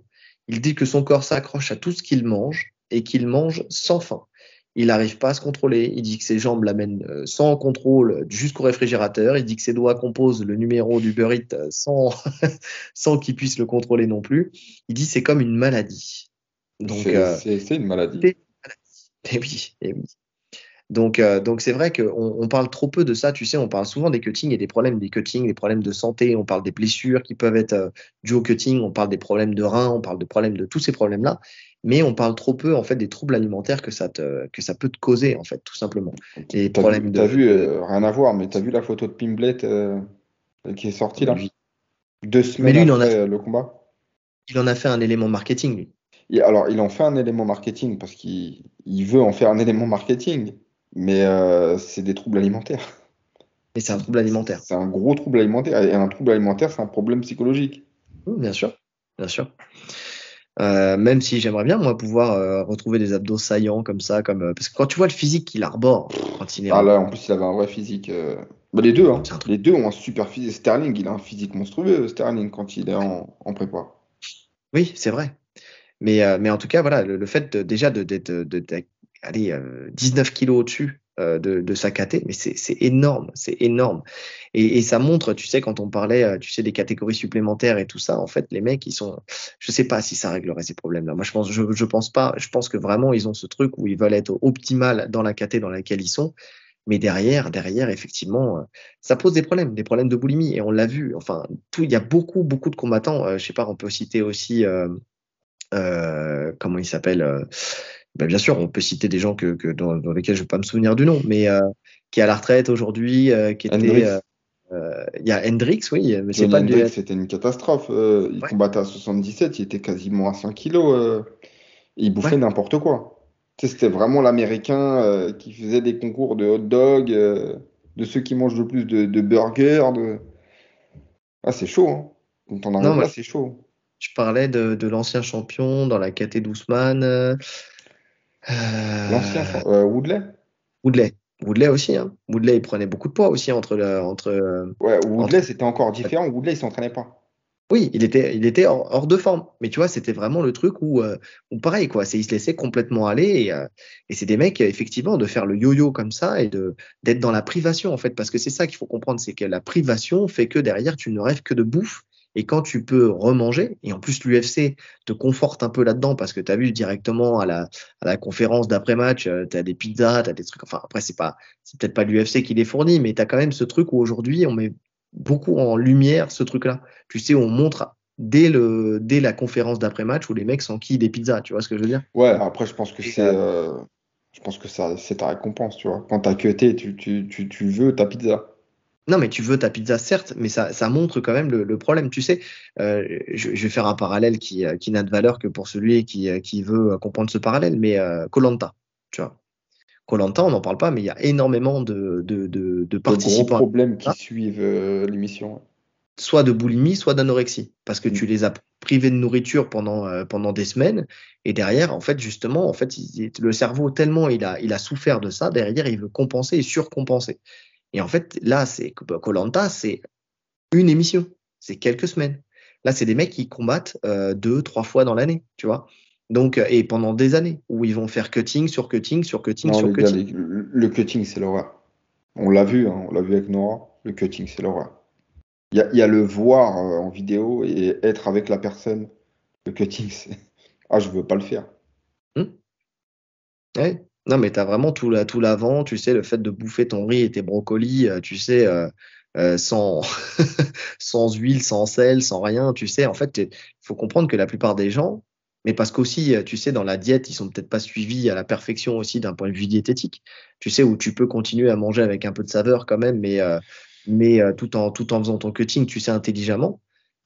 Mais t'en as certains qui vont manger sans saveur en fait pendant longtemps. Et t'as beaucoup de combattants en fait qui ont fait aussi cette transition entre le moment où ils bouffaient sans saveur parce qu'ils maîtrisaient pas vraiment leur cutting et donc ils faisaient ça un peu à l'arrache. Et puis après derrière ils ont pris les services d'un vrai nutritionniste, un vrai En fait, c'est ça. diététicien qui te Il y a, permet en fait, il y a beaucoup de combattants justement qui sacrifient ce côté-là pour faire des économies aussi, hein. Ce côté diététique et qui font un peu à leur sauce. Et bon, c'est trop important en fait pour négliger ça. Oui. Vaut mieux investir dans quelqu'un qui s'y connaît vraiment, qui peut t'aider, qui peut améliorer tes plats, etc. pour perdurer sur le long terme. Et on l'a vu avec Doumbé. Moi, Doumbé, tu sais, je me souviens d'un vieux reportage que j'avais vu à l'époque où il combattait au Glory, où il parlait justement de la fadesse de ses plats, tu sais. Et aujourd'hui, tu vois que bah, il a pu faire une sèche où il n'a même pas eu besoin vraiment de queuter, tu sais, parce qu'il a Ouais. fait appel à une vraie Ouais. diététicienne. Et Vraie il avait probablement un des meilleurs physiques qu'il a jamais affiché. En tout cas en Hum, MMA. C'est ça, c'est ça. Donc il y a moyen de faire les choses. Mais en tout cas, voilà, on voit que Sterling, lui, il est vraiment dans une dépression, il est dans des troubles alimentaires, il est dans un truc où, en fait, je m'inquiète pour la suite, parce que là, bon, il va monter de catégorie. Visiblement, il y a aussi ça où il se dit, enfin, tu vois, il se dit prêt à combattre, mais en même temps, il n'est pas vraiment prêt. En même temps, il se dit, je vais peut-être Ouais. être un peu long. En En même plus, il temps, est booké, hein. Il est et il est booké bouclé contre contre Qatar. Qatar. Et quand j'ai lu cette déclaration, je me suis dit, ah, putain, il y a peut-être un billet à mettre sur Qatar. Alors, déjà, j'ai pas fait l'analyse. Moi, je mise toujours tout sur le Qatar, de toute façon. J'ai pas fait l'analyse entre les deux. Mais quand tu vois ces déclarations-là, tu te dis que mentalement, le mec, il est pas là. Ouais. Et je vais te donner un autre élément. Il a participé au Fury Grappling 8, là, Oui, qui je est l'ai passé. vu. Ah oui, je l'ai Tu l'as vu. vu? J'ai vu le scandale et les déclarations qu'il fait post-fight. Mais Où quel scandale? ouais, c'est n'importe Il n'y a pas quoi. de scandale. Il a juste perdu son combat, il a Non, juste rien fait. je parle du scandale, le combat en lui-même, c'est un scandale. Hmm. Quand il veut pas aller au contact, quand il dit à l'adversaire de se relever, et puis les déclarations qu'il fait après, c'est n'importe quoi. Eh oui. Il a juste fait un non-fight. Le seul truc qui est intéressant dans le combat, c'est que le petit coup où il se relève avec le mec qui Il le prend tourne. en juge, il tourne avec. Donc ça montre sa puissance. Il est puissant, ça c'est une réalité. Mais derrière, tu vois qu'il n'avait pas la caisse pour aller chercher son adversaire qui était bah, un vrai jiu-jitsu qui avait une bonne défense de garde, qui s'enroulait de partout, qui prenait le bras, qui essayait de prendre le triangle, bah, tu vois, qui avait un jeu alors de tireur de garde, certes, puisque lui, il voulait plus tu sais, régler l'histoire, enfin, être debout, lutter et tout ça. En même temps, c'est le jeu. Tu viens dans un style où tu as un règlement, bah, tu acceptes ce règlement et tu combats avec l'envie d'aller gagner, quoi. Là, tu voyais qu'il n'avait pas l'envie d'aller chercher la victoire. Ou en tout cas, peut-être que physiquement, il pouvait pas aller chercher la victoire. Et quand on a préparé le podcast après que j'ai vu le combat, quand j'ai vu qu'il disait qu'il était rincé, qu'il était fatigué, qu'il avait du mal à récupérer de ces 8 semaines, 9 semaines où il a fait n'importe quoi, il a fait tous les excès, et ben, Ouais. ça a mis en lumière les failles en fait de son combat en grappling. Il a dit que ses poumons, ils étaient cuits. Ouais. Donc, effectivement, c'est très très inquiétant pour la suite. Très très inquiétant pour la suite. Mais c'est ouf, hein, parce que tu vois, c'est pas le combattant où je me serais dit plus que ça. Enfin, après, oui et non, parce qu'en fait, il est tellement peu respecté par l'UFC et il était encore pas plus respecté quand il avait la ceinture. Tu te dis, voilà, quand tu la perds, en fait, t'es plus rien, quoi. Ouais, et puis il y a la manière dont tu la perds, contre qui tu la perds, tout ça, ça rentre en compte, hein. Tu vois, Ouais. perdre sa ceinture contre O'Malley, c'est pas la perdre C'est Rudo. contre Cerudo. Hmm. C'est pas pareil psychologiquement. Il y a du trash talk avec O'Malley, il y avait. Tu sais, c'est le mec chouchouté par l'UFC, c'est tout l'inverse de toi en fait. Ouais. C'est Non, et puis surtout, il y avait ce truc au l'enfant O'Malley. chéri de Dana White qui te met KO. Ouais, et puis en plus, c'était le truc où O'Malley, en fait, tu sais, beaucoup de gens ne croyaient pas en O'Malley non plus, tu vois. C'était pas forcément, tu sais, le contender le plus craint de la catégorie, tu vois. Ouais, clairement. Moi, je croyais pas en O'Malley. Donc, moi, j'y croyais. J'y Ouais, croyais. ouais.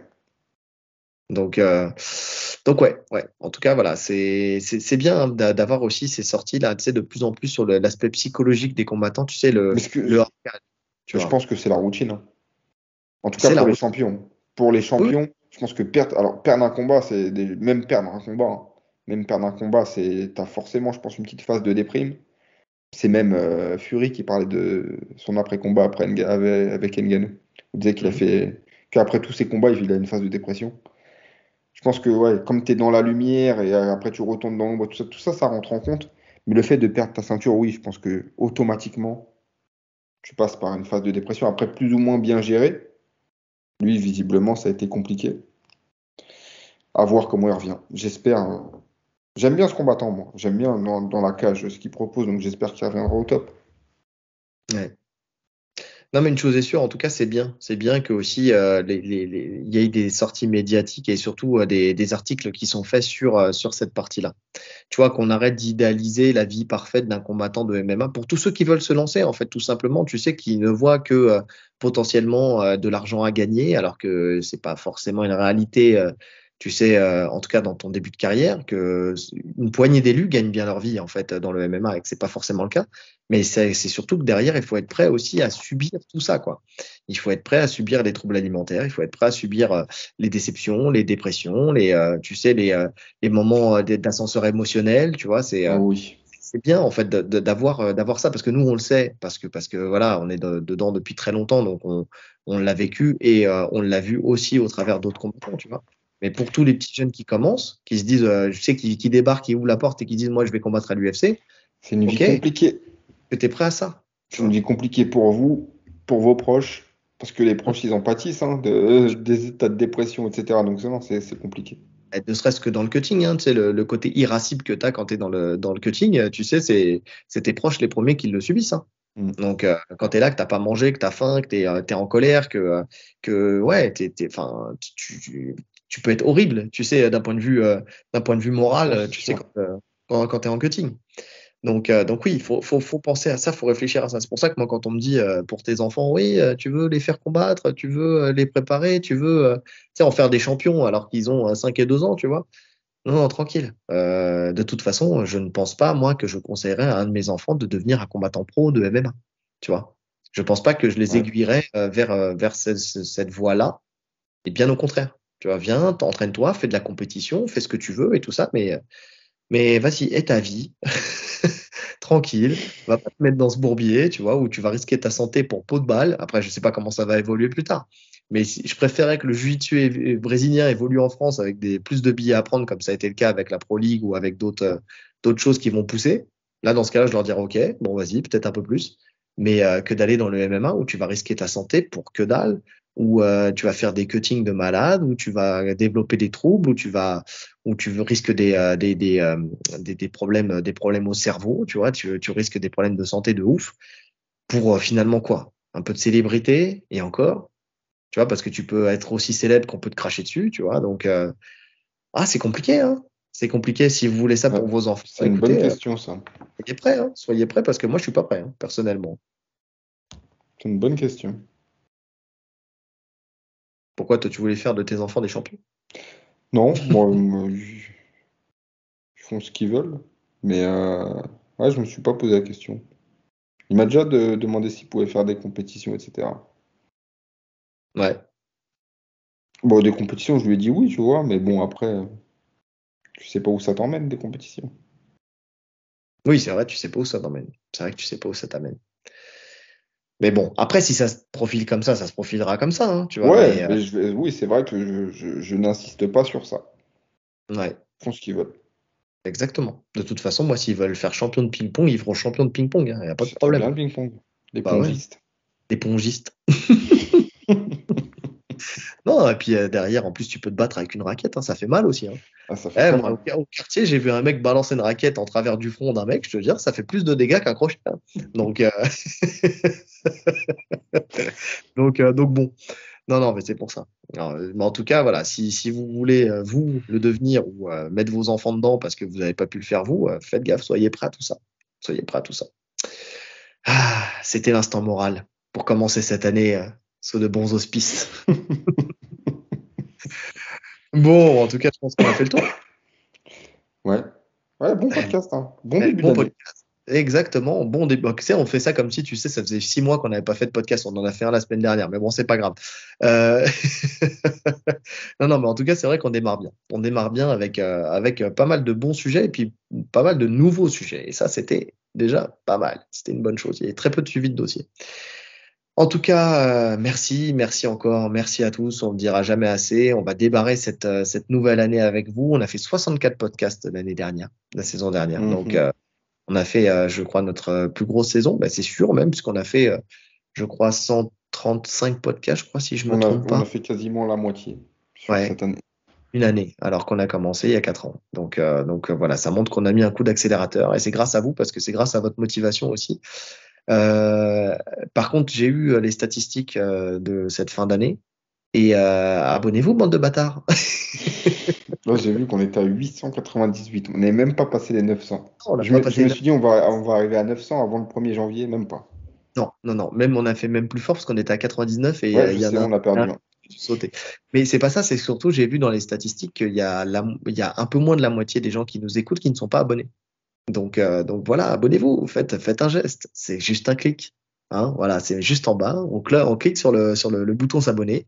On y va. On fait C'est partie de gratuit en plus. la Team Tatami Connexion. C'est gratuit. Si vous n'êtes pas abonné parce que vous n'avez pas de compte, ça prend 2 secondes. Vous créez un compte YouTube et vous vous abonnez. En même temps, bah, Ah, vu c'est que vrai vous qu'il y êtes. a ça. Eh oui. C'est En même... chiant, ça. Tu sais que Et moi, bien j'avais sûr. pas de compte avant. Bah oui. Mais C'est en vrai que même temps. j'ai créé un compte par rapport au podcast, mais c'est vrai que j'avais pas de compte avant. Et c'est ça, et tu peux pas ni liker ni t'abonner. Donc, vu que vous allez créer un compte pour vous abonner, bah, vous en profitez pour liker aussi le podcast. Peut-être pour le commenter, nous mettre un petit commentaire, tu sais, pour dire comme quoi vous vous trouvez exceptionnel et magnifiquement beau. Et puis derrière, si vous n'êtes pas sur YouTube, et merci d'ailleurs pour ceux qui font l'effort de venir sur YouTube juste pour mettre un commentaire et Ouais, qui nous écoutent sur notre il y en a plateforme. pas Donc mal ça, qui le précisent, ça. exactement comme Stéphane, Steph77, tu sais qu'il le fait. Donc voilà, c'est très gentil. N'hésitez pas si vous êtes sur les autres plateformes à mettre les 5 étoiles, d'accord, sur les plateformes de podcast. Vous likez, vous partagez, vous commentez, la cloche de notification. J'ai un big up à faire que j'ai fait sous les commentaires du dernier podcast, mais je vais le faire en live parce que ça, il le mérite. C'est Carlito Johnson.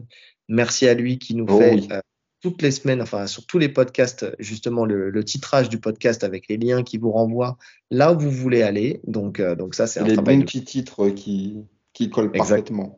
Exactement. Il a cette recherche dans le titre que j'aime beaucoup. À chaque fois, tu sais, je lui fais ma sélection de celui que je préfère. Tu sais toujours celui qui m'a marqué le plus et je lui mets dans le commentaire. Donc, j'épingle ça sous chaque commentaire quand il nous le fait. Donc merci à lui parce qu'il fait un travail bénévole magnifique, comme nous, des vrais bénévoles.